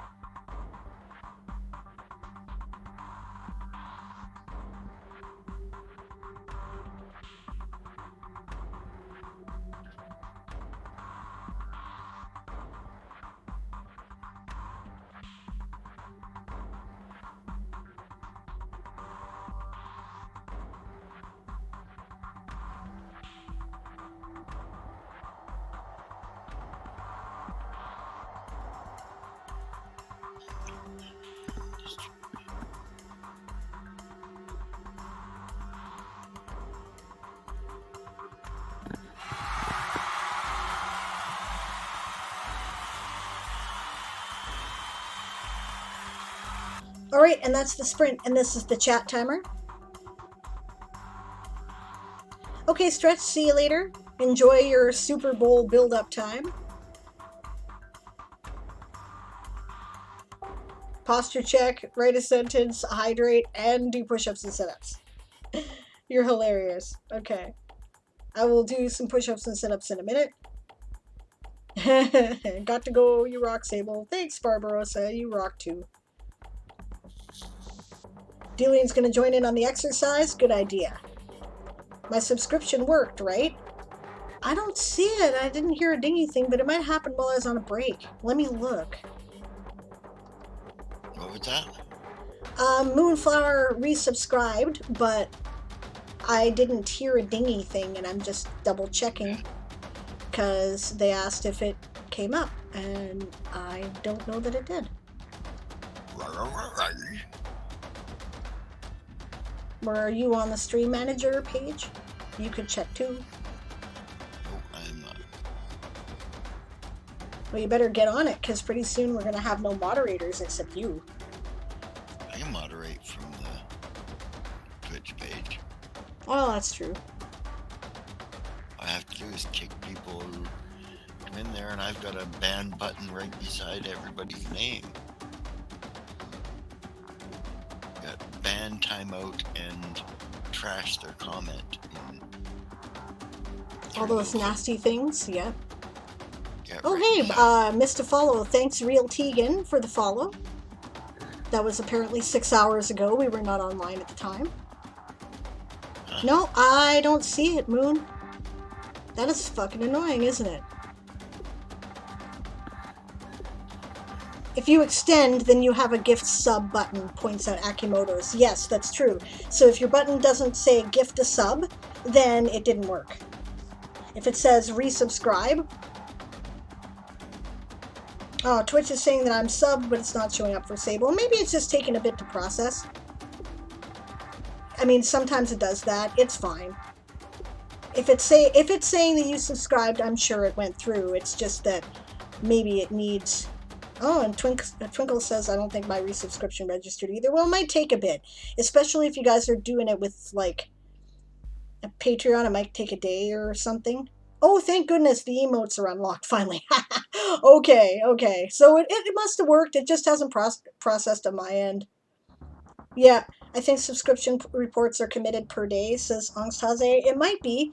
right? It might be that Patreon has like a 24-hour wait period before the money shows up or something, or sorry, PayPal or whatever.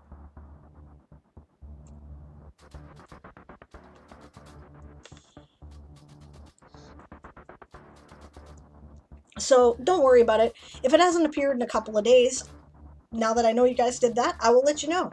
I'm sure it will, though. It was PayPal, so that's possible. Yeah, PayPal can be weird sometimes.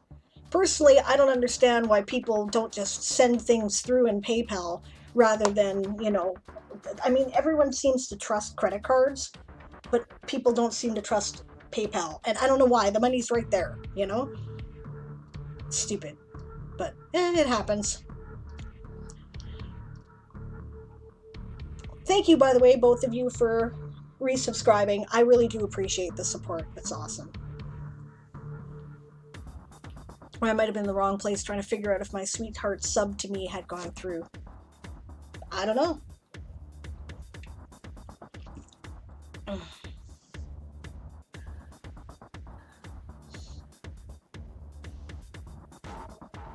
Did you get your questions on the hive mind answered properly there, Laria? No, I don't believe I ever did answer them. I was asking her what she meant by... Nice, Moonflower. Well, that would be awesome. We'd certainly appreciate that. Never claimed to be good at Twitch, says Anastasia. Okay, we got the 30-second timer coming up here. Just a sec. I'm gonna just go right ahead here, and I'm gonna grab one of my Ingram Spark hardcovers so that Anastasia can see what I've got going on. And then I'm gonna get back to work. And then, in the next break, I will do the push-ups or sit-ups. What are we doing there, Dillian? Push-ups or sit-ups? I guess the question is, how bad printing an image of leather on whatever texture the case-bound cover? I think it would work out. Okay, putting up the sprint timer here so that you can see. Actually, no, wait, you know, I should put up the downtime timer. Just a sec, I'll do that because you can see better. And then I guess I'll do the sit-ups or push-ups. So which ones are we doing, Julie? And I'll do whichever one you want to do. Okay, so this is one of the hardcovers I got done with Ingram Spark. And that's what the book jacket ended up looking like with a matte finish. I thought that worked out really well. I liked it very much. If you haven't worked with them before, I also really appreciate the solid quality of the book. The pages are, you know, you can see the printing a little bit through them, but they're pretty solid pages, and the construction on the binding is good, right? Now the texture of the hardbound cover, this is kind of a cloth hardbound, right? So it's got like those little I don't know how well you can see here, but it's got texture, right? Like it you know, has a rough texture when you touch it, and it has little tiny squares of the fabric on it, because of course that's the threads going every which way. And there's the sound to get a sense of the feel of it. I think that you could print leather on it, but I'm not sure that it would quite look like leather, because it wouldn't shine, you know? It wouldn't have a smooth look because this is rough. So, I don't know. There's the... Oh, no, you can't see that very well. There, that's better. Right? You can decide what goes on the binding, and that's what I had done. So, but there's limited options as to what you can do with that. Right? I'll show you the other one.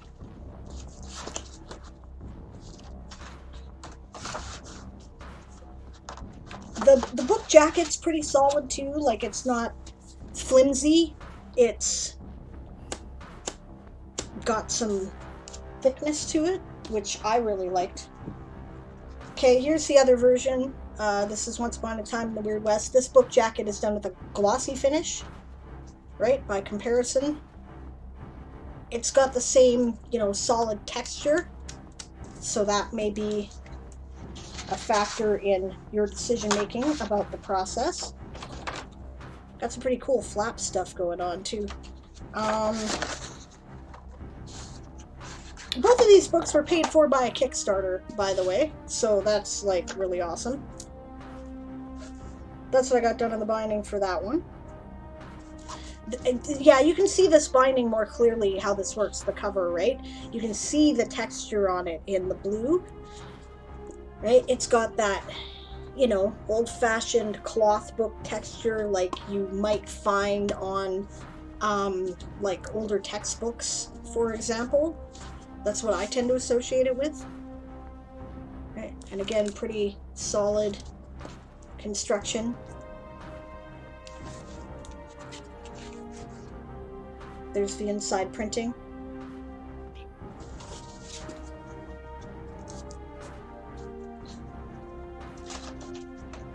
So I don't know if that helps you in terms of making your decisions. I think it was 2018 or 2019 that they made the switch. Okay. Ansaze says, I've never worked with anybody. Is that the digital cloth or from back when they were doing real cloth? 2018 or 2019 they made the switch. When did I get this published? I have to think about this now.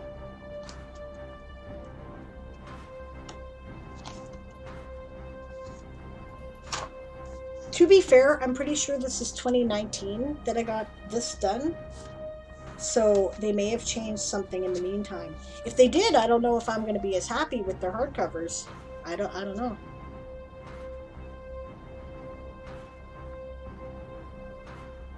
I'm sorry.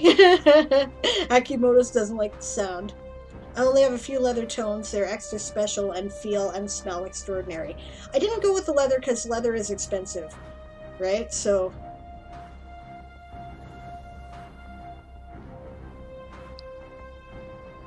dang, that looks good. It looks good, doesn't it? These are good looking books. I'm very happy with them. There will be a hardcover version of A Few Good Elves as well, and I plan on doing that for the rest of the series because I'm pretty happy with the work. So, in October 2019, we retired our blue and gray cloth book type in favor of a new product offering digital cloth cover with linen textured lamination. Okay, digital cloth is used to describe a digital image designed to mirror the look of our original cloth offering. Huh. Which is what has me going, how's that gonna look? Siobhan says, I think it was 2018. Could have been. I know it wasn't 2020. I didn't get anything published in 2020. Basically, instead of cloth on cardboard, they printed a pattern on the cardboard. Bleh. Digital cloth is more durable from what I've been hearing. I imagine, though, it would probably, if you wanted to get, like, the book cover itself printed on the fronting, right, the cardboard or whatever, it would probably, like, the image would probably turn out really well, and you might consider not having a book jacket, because I've seen books that are produced like that and they tend to look pretty good. I'll probably still get a book jacket because one thing I've noticed about that kind of thing, if it's like what I'm thinking of, it has a smooth texture, right? So probably you could get it in, again, matte to semi-gloss to gloss, right? And it, but what I've noticed is that sometimes the edges around, like, the top of the, you know, like, can't think right now, this area in here, right?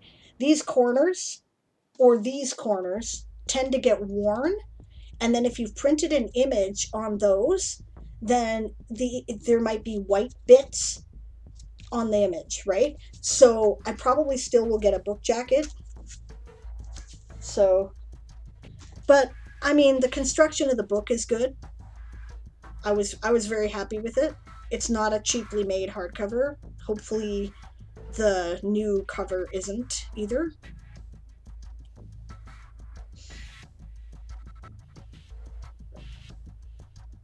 Yeah, maybe Moonflower. The cloth of my book's over 100 years old. Is getting pretty rough.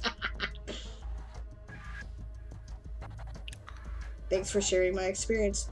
You're welcome. That's what I'm here for, right? If people can learn something from the things that I've run into or whatever, great, right? Because I kind of blunder into things and may not necessarily know the best way to do shit, right? Initially, so yeah, I don't know. Glue often is a factor in the way these books are constructed, right? If you use shitty glue, they'll fall apart. Older books did not use shitty glue. Depends. Older D&D books sure the fart did. Well, yep. Okay, Dillian's doing push-ups, so we'll do that, and then we'll get back to work. Have I missed anybody's question? I'm going to quickly go back. I'm not going to read all the conversation, but I am going to address questions. I'll do that quickly. Okay, that's where I was. Okay, Laria's hive mind discussion.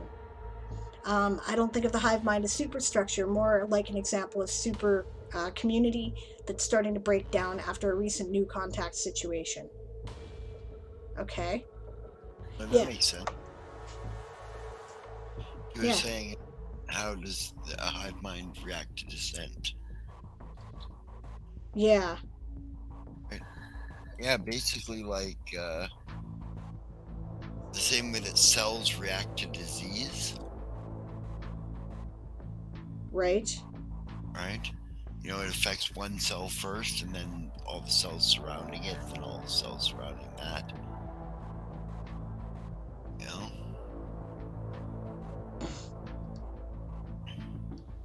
Right? Until it's either quashed or it takes over and kills the host.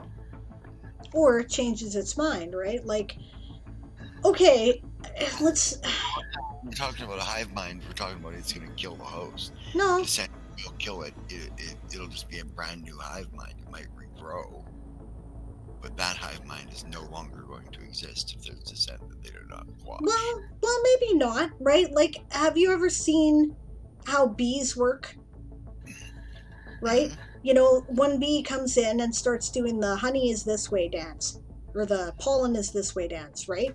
And at first, some of the other bees start to take notice, and then eventually a bunch of them go off and decide to go, and they just kind of, they don't really, like there's no selection process and organization and herding cats like there is in human society. It's, just a section of them go and do it, right? I think a hive mind would probably work a bit like that, right? Like they're, the reaction within it would probably be a lot of paralyzation of action for a while, especially if the dissenting portion is large. I think they would be like, when you want to do something but you don't want to do something and you're like, and then you procrastinate, and like I think that the hive mind would probably do that and kind of waffle and not really do anything for a while about that.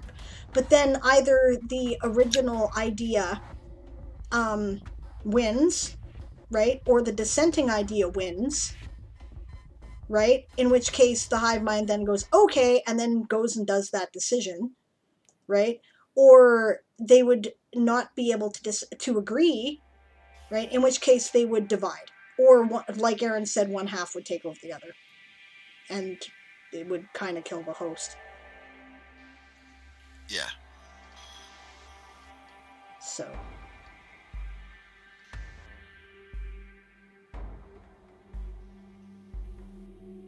yeah, I've got some nice old books too, Weirderwin. I've got a book on tea leaf reading from the 1920s.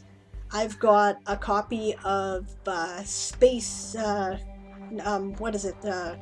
From Earth to the Moon from the early 20th century, like I think 1901 or something like that.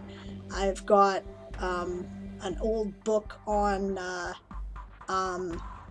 like an old magic grimoire from the 1930s, right? Some good stuff. Some are in better shape than others. Yeah. And yeah, the cloth ones aren't as durable as the old cloth ones, largely because they use shitty glue. Okay, Twinkle's getting food. We're gonna do push-ups.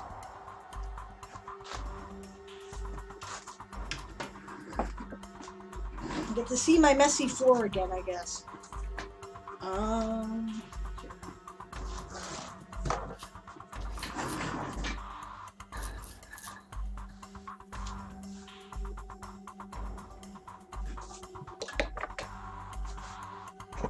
Adjust my camera again. Shirt from the hubby. Okay. Can you see me? Good. Alright. Ready, Dillian? And 1, 2, 3, 4, 5, 6, 7, 8, 9, and 10. And thank you for redeeming that, Barbarossa. I definitely need to get more exercise in my life. Oh, that made me want to smoke just looking at it. These guys down.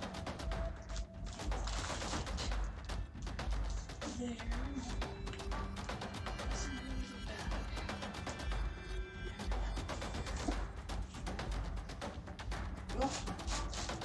Okay.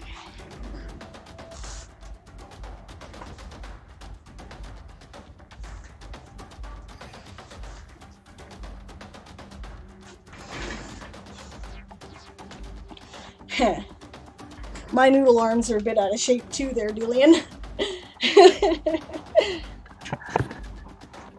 I gotta work harder, do more exercise regularly.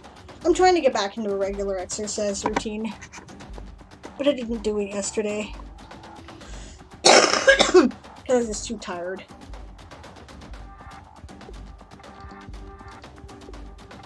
Thank you, Siobhan.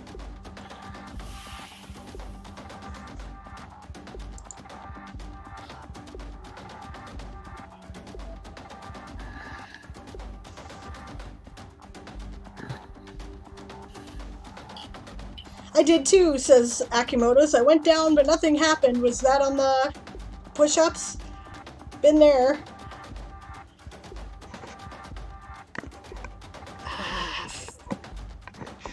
Camera is such a pain in the ass.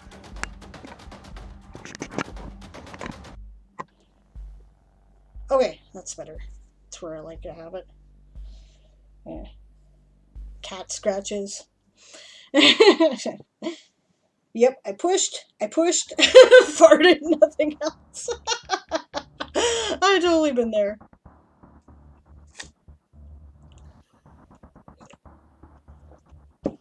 I've been there.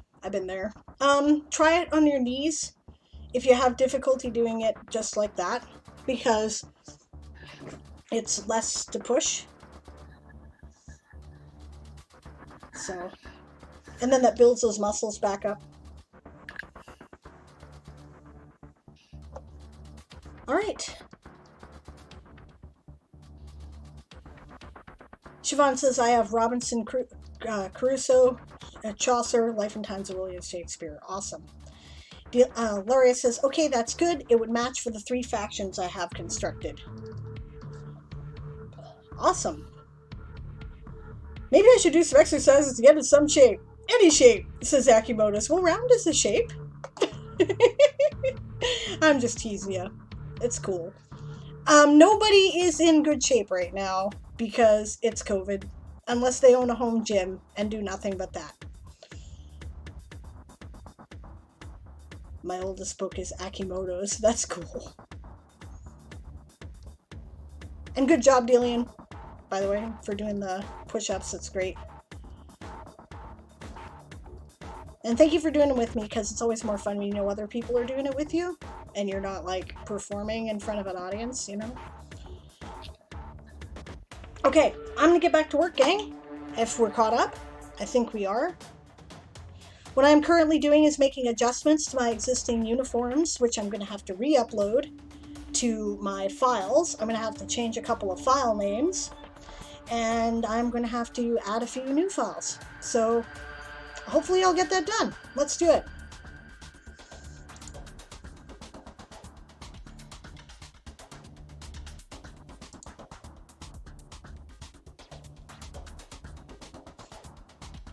Oh, thanks, Sakimoto's. He says, congratulations on the prize yesterday. Yes, I won for the natural law category, my faster than light travel article, which is kind of fun. And I appreciate that. I had a lot of fun writing it, and it really helped me to flesh out an important concept in my world in terms of how the physics work. Was Akimoto's the judge of that one? Was it? Who was the judge of that one? Tabletop Loot. Ah. Which is why the prize was from Tabletop Loot. Right. So I get like a dice care package, apparently. I'm not really sure what's involved in that. I get a dice care package. What's that? I get a dice care package. Aaron will probably end up getting most of the dice, to be fair. Right? I will probably look at it and take the stuff I want and give him the rest if there's a bunch of dice, because he's the one who collects dice. I like to have one for each character that I'm actively playing that really suits them. Right? So... in my defense, I collect dice to give to my players. That's also true. It's his tradition that when someone is new to gaming and they start gaming with us, that he gives them a dice set. Yep. I have steampunk dice, says Akimoto's, but the noise, way loud, metal. Oh, yeah, that's what stopped me from getting metal dice. I was a bit concerned about that. Alright, so...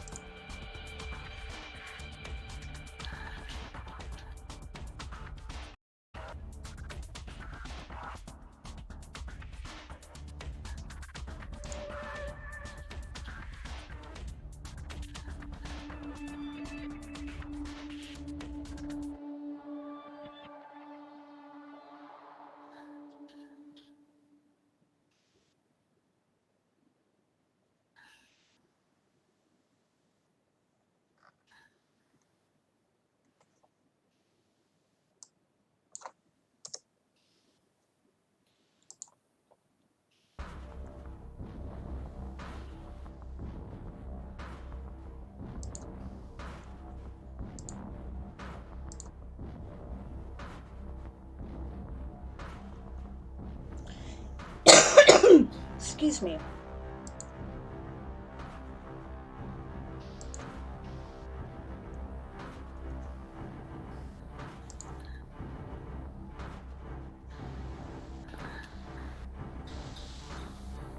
Alright, now.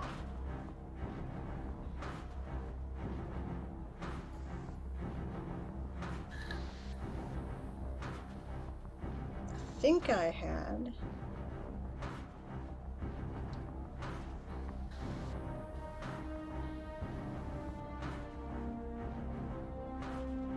Okay, the Sergeant Major wore that. Oh, and I think I have to... Yes, I have to do something fancy with the Sergeant Major's tie. I think.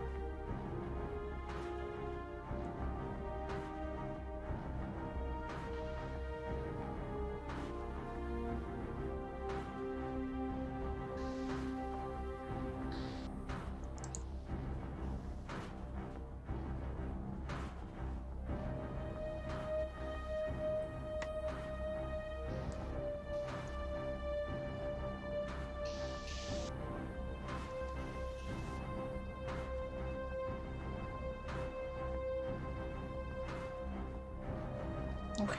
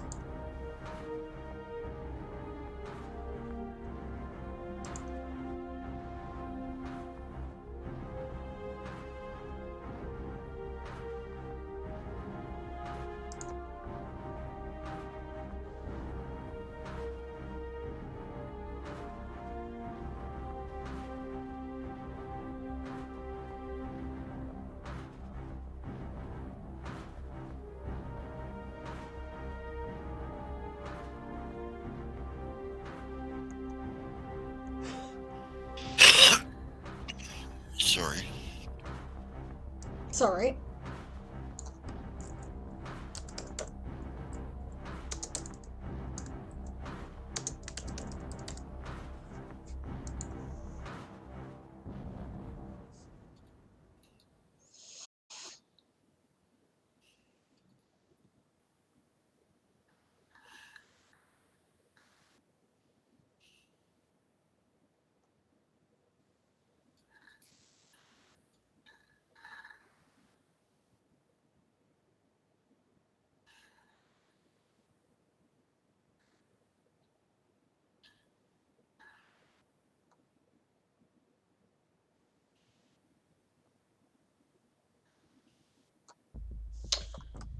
See, now I'm tempted there, babe, to put a gold rim, a gold trim on the hat for the lieutenant.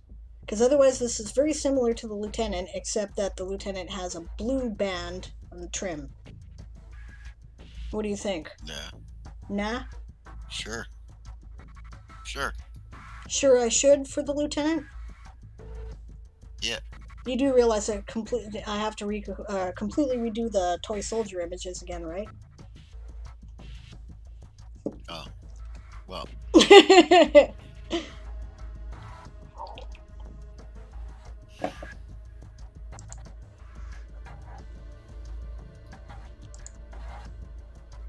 Do you think I should? Is it worth it? I mean, like, honestly, No. here. That's what that would look like for the lieutenant's outfit. And it does clearly delineate that he's an officer. The captain's outfit changes. So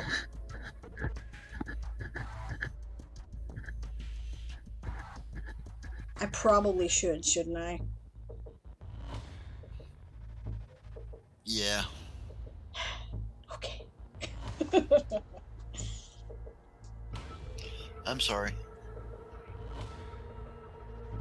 Well, it ain't gonna be done for this particular game session, I'll tell you. Nope. No, it are not. But you're right. I should do it. Okay. Of course. course, I'm right. When I'm right, I'm right. And me, I'm always right. You just keep telling yourself that and hoping it will save you.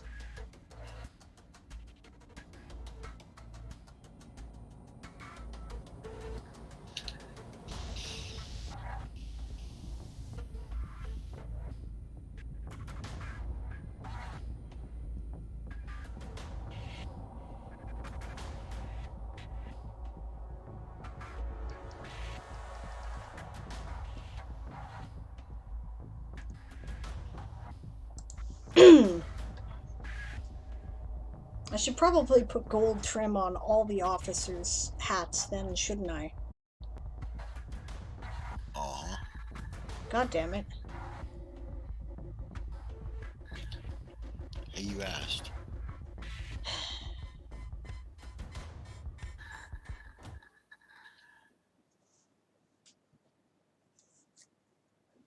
I didn't design the outfits wrong. Don't say it me.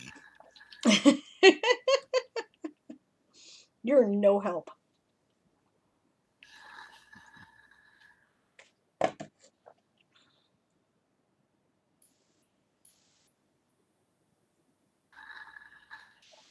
You know what? Screw it. I'm not going to. Okay. You know why? Nope. Okay, A, I'm lazy. And B, I can justify it in terms of elven vision. Right? Humans may have difficulty differentiating the difference between that blue and that black, but elves don't have any problem. They see farther into the ultraviolet spectrum than we do. It's true, they would have very little trouble telling blues and purples and shit apart. Exactly. This is why I don't use historical heraldry colors for the elves, right? They use more varieties of purples and greens and blues, right? And conversely, the orcs use more reds and oranges and stuff like that. Yep. There you go. Ha! Okay. Excuse for my laziness. I love it. All right. Woo! In which case, we'll take the portrait of the officer cadet outfit. And throw it the fuck out. And throw it where? Out. Yep.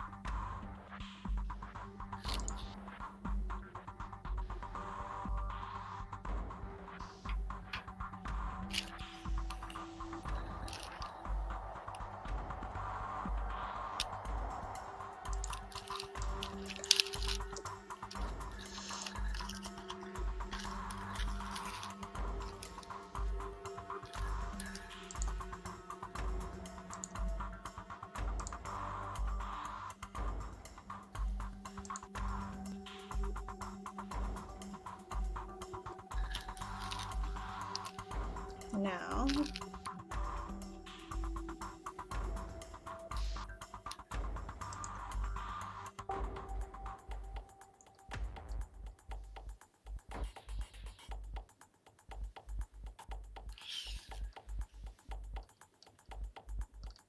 And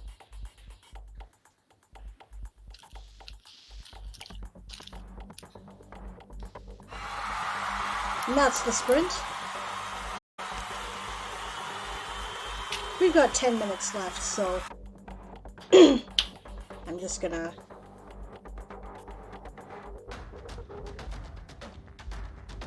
Wait a minute here. The hell? Oh, no, I still have to change the first lieutenant outfit, I think. God damn it! Wait, no, because I have the blue trim on the hat. The only question is what I'm doing with the work hats.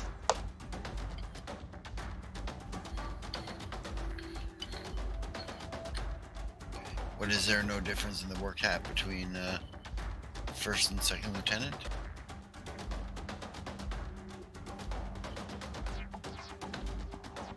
I think everybody's got a red beret with a white trim. Of course, I could change that, but... Yeah.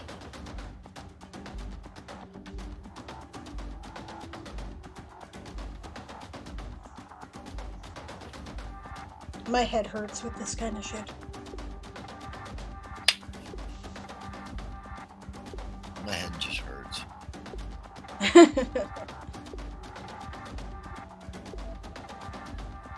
That's why I smoke pot. You know what? I actually have to do alterations anyway, so alright, this is great. And you know what? They're not in their work uniforms in the picture, so... Yeah.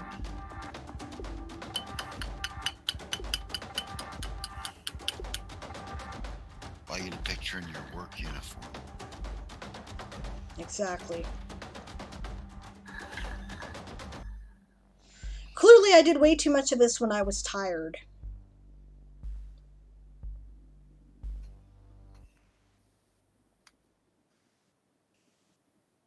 Okay.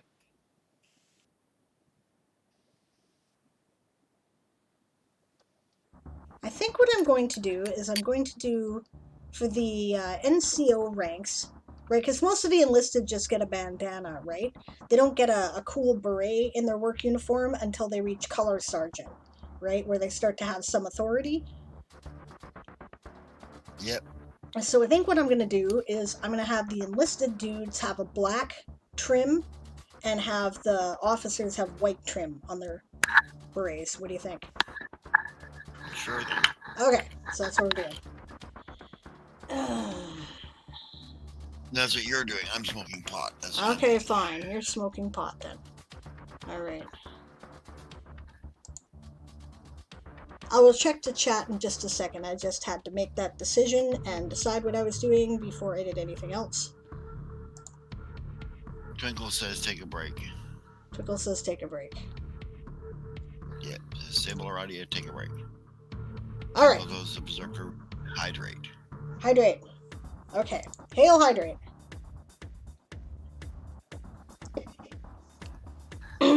Alright. What have I missed in the chat? Twinkle is back with food and coffee. Obviously, Twinkle is back, or Twinkle wouldn't be telling me to take a break. Twinkle says, I like it, but trust Aaron's opinion more than mine. Cool. Delian says, clever. Good way to get away with laziness. See? There you go. Right? Because honestly, I'd have to completely redo our group picture if I made those changes I was talking about. Right? I'm talking about the campaign picture. This is why it's important to get this shit done like now, because we're doing the campaign here in like a little more than an hour. Where is the picture? Toysoldier's group portrait.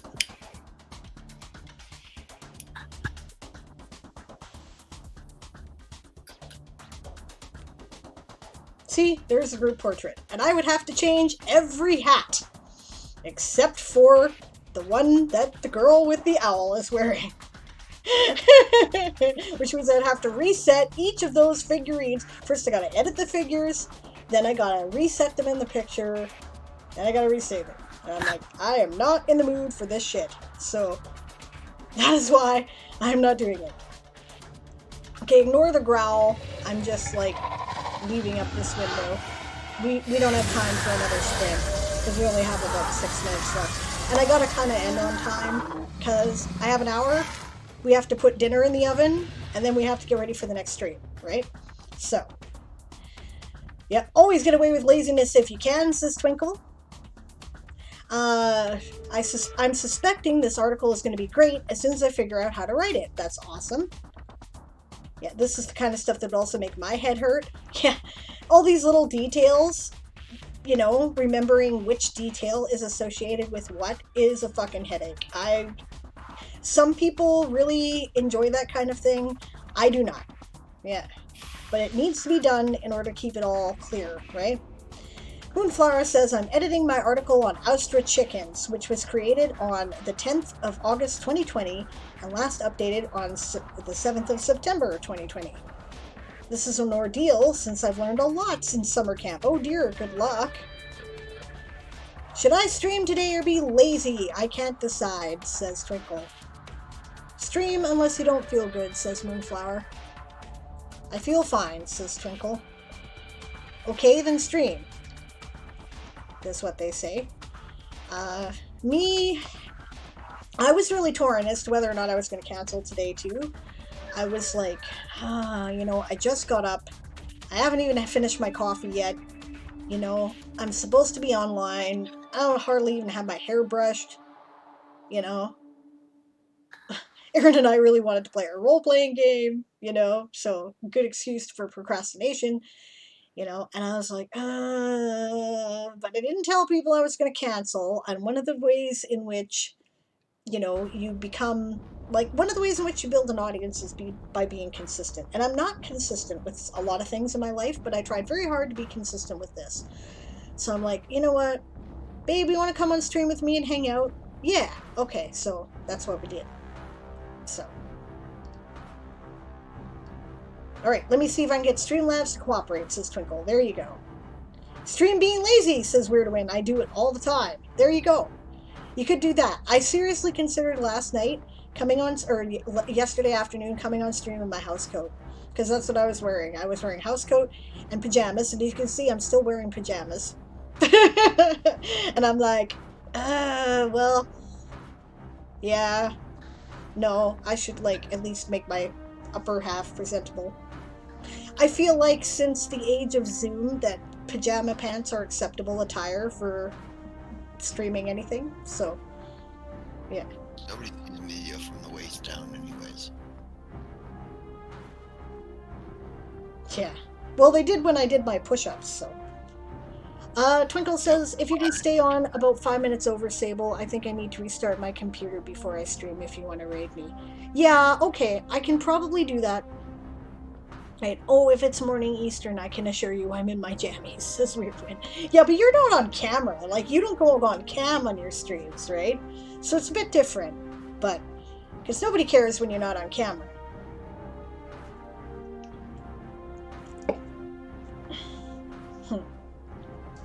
I love my koala, says Ilaria. It's what I wear most times in this COVID times. Koala?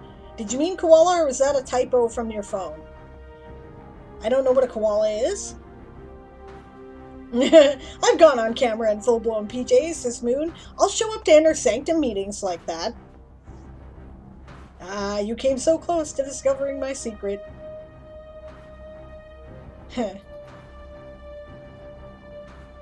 Did I miss something? The point, and it was over my head. Point is on your head. Ah, I got it. It's a full-blown PJ in the shape of a koala. That is amazing. That is amazing, Loria. And if you appeared on that on a stream, nobody would mind. Right? Weirdwin's secret is the fact that she likes to wear pajamas, and that's why she doesn't go on camera. Yeah, a koala jumpsuit thingy. It sounds awesome. It does sound awesome. It sounds very cozy. Right? Koala onesie sounds great. Yeah. I'll show. I gotta say, Brooke Marks has appeared on camera in her pajamas. And that's on TYT. All right. I guess I'm allowed then. You know, I guess in COVID times nobody cares. Yeah, I appear in my pajamas on Inner Sanctum meetings. I'll just usually shut off my camera for the Sage meetings afterwards because they're recorded, right? So, yeah. Yes, that's the word.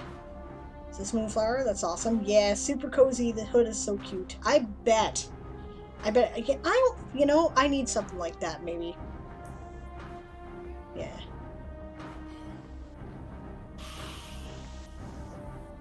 Oh, I got new activity up here where I missed. Yep. Oh, hydrate, hail hydrate, thank you. Brookmarks appeared on camera in a unicorn onesie. Oh, that's right. I remember that now. But that wasn't that happy half hour. Yeah. Okay, well that's that show, you know? Still, you know. When they were doing it in the studio, it was never like that. Well, that's true. But I mean, they were showing being at home, right? Doing their thing. So. You got a point, though. I guess nobody really cares. Right. Not in COVID times. It's COVID, they care that you're not dead.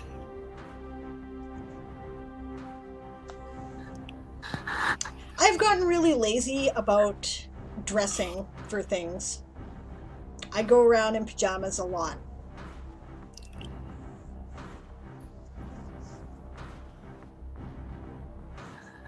Yeah, she's bananas in pajamas. Truth is, I never did like clothes anyway. If I don't have to wear them, I won't.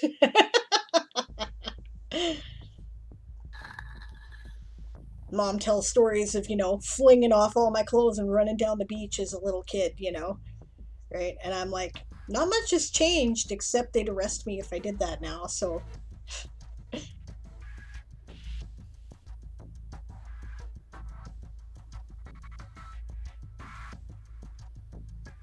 What's this? Darth says, well, AG is no longer the only stream that has triggered my Google device. Something y'all said gave me info about wool mittens. My guess would be the conversation. Oh, that's interesting. No, that can't be right. Yeah, unless I need to get out, says Loria. I tend to over-prepare these days as it is such a rare event. Yeah, I hate leaving the house now more than I ever did. And I never was a fan of it before. So I will put on the absolute least amount of preparation I can get away with and leave the house. If my job is to drive someone to the grocery store so they can pick something up, I will tie my hair back, put a hat on, throw a big coat, because it's winter, thank goodness, over my pajamas, and leave. That's what I do.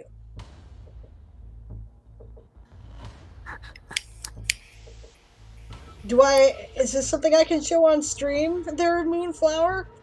Based on the commentary, I'm not sure. Yeah, Google is random. AG triggered it to give me food info one night. Oh, okay. Yeah, that does look comfy. Okay, I guess I get to look at it then?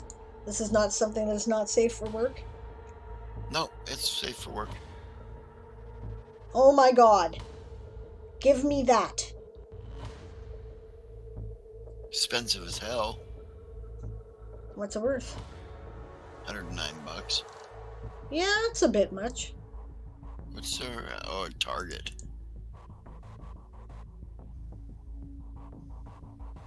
Well, let's see.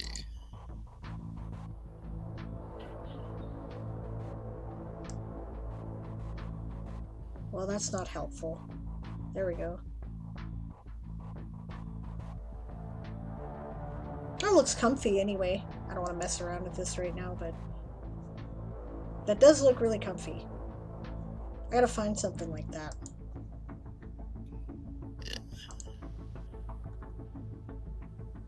Yeah, I agree with you there, Moon. They are expensive PJs. Okay, I gotta check and see whether I downloaded this picture or not. I think I did.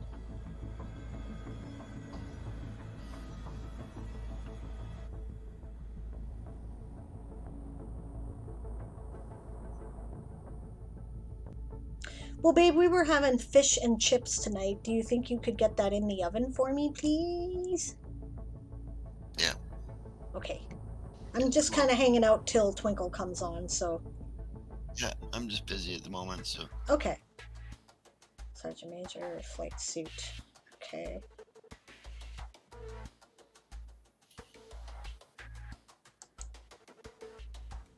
No, I did not download this. So...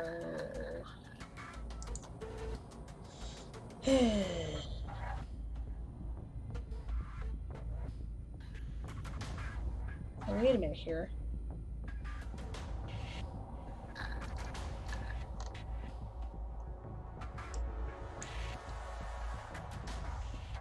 Is that a button?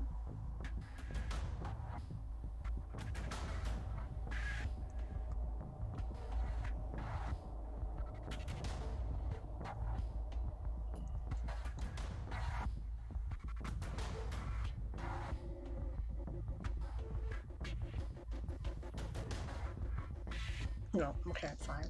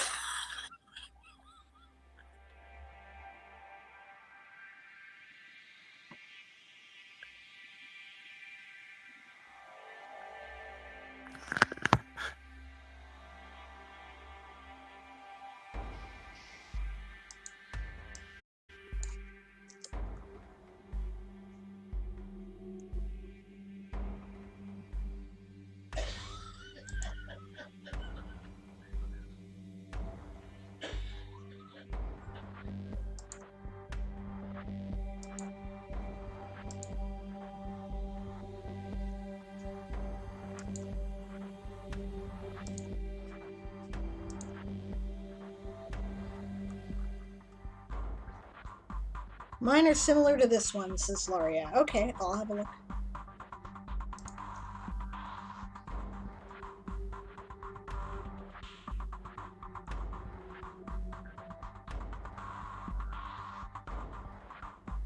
That is adorable. You're still on mute, babe.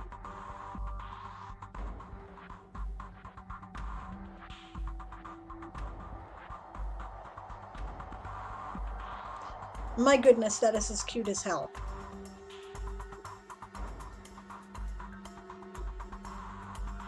£20, eh?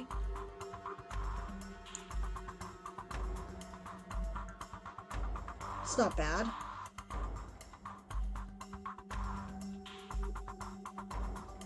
About $35 in shipping. Yeah.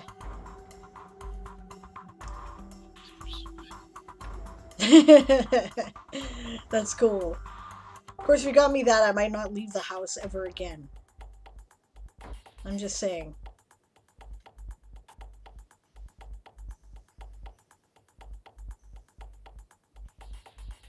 Well, there's a bunch of cute stuff, eh?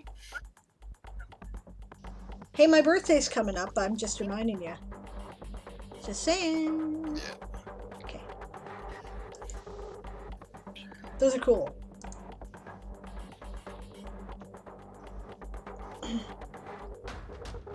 Yeah. Moonflower wants more PJs now. Yep. Siobhan says, that's adorable. You'd look great in one of those too. Just saying. Moonflower says, I have one set of PJs, so it's not like I'm not needing them. Yep. Legit.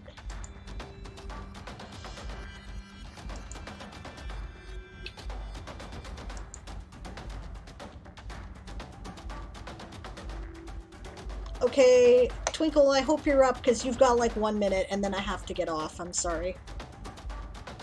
I really have to be on time today. Every minute that I am spending streaming is a minute I am spending not getting ready for the next stream.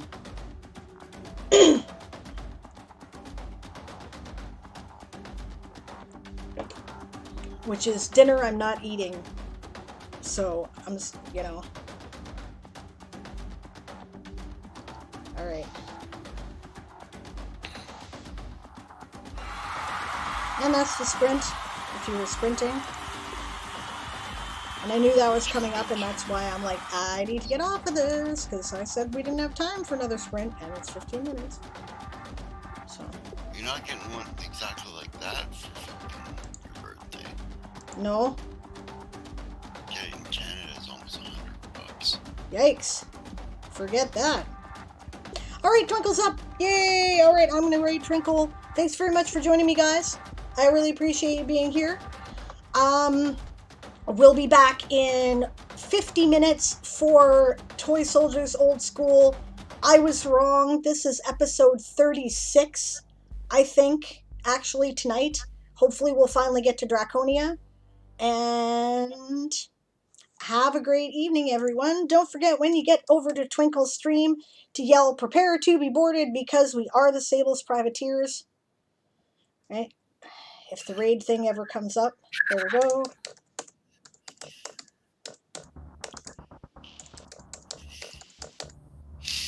Alright. And otherwise, if you're not coming to the game tonight, that's cool.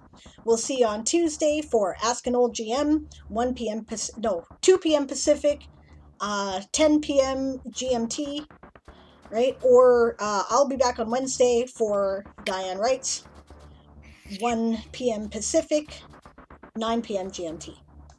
Have a good day, everybody. And I had a lot of fun today, and I hope you did too. We'll see you next time. Pasta lasagna, and don't get any on you.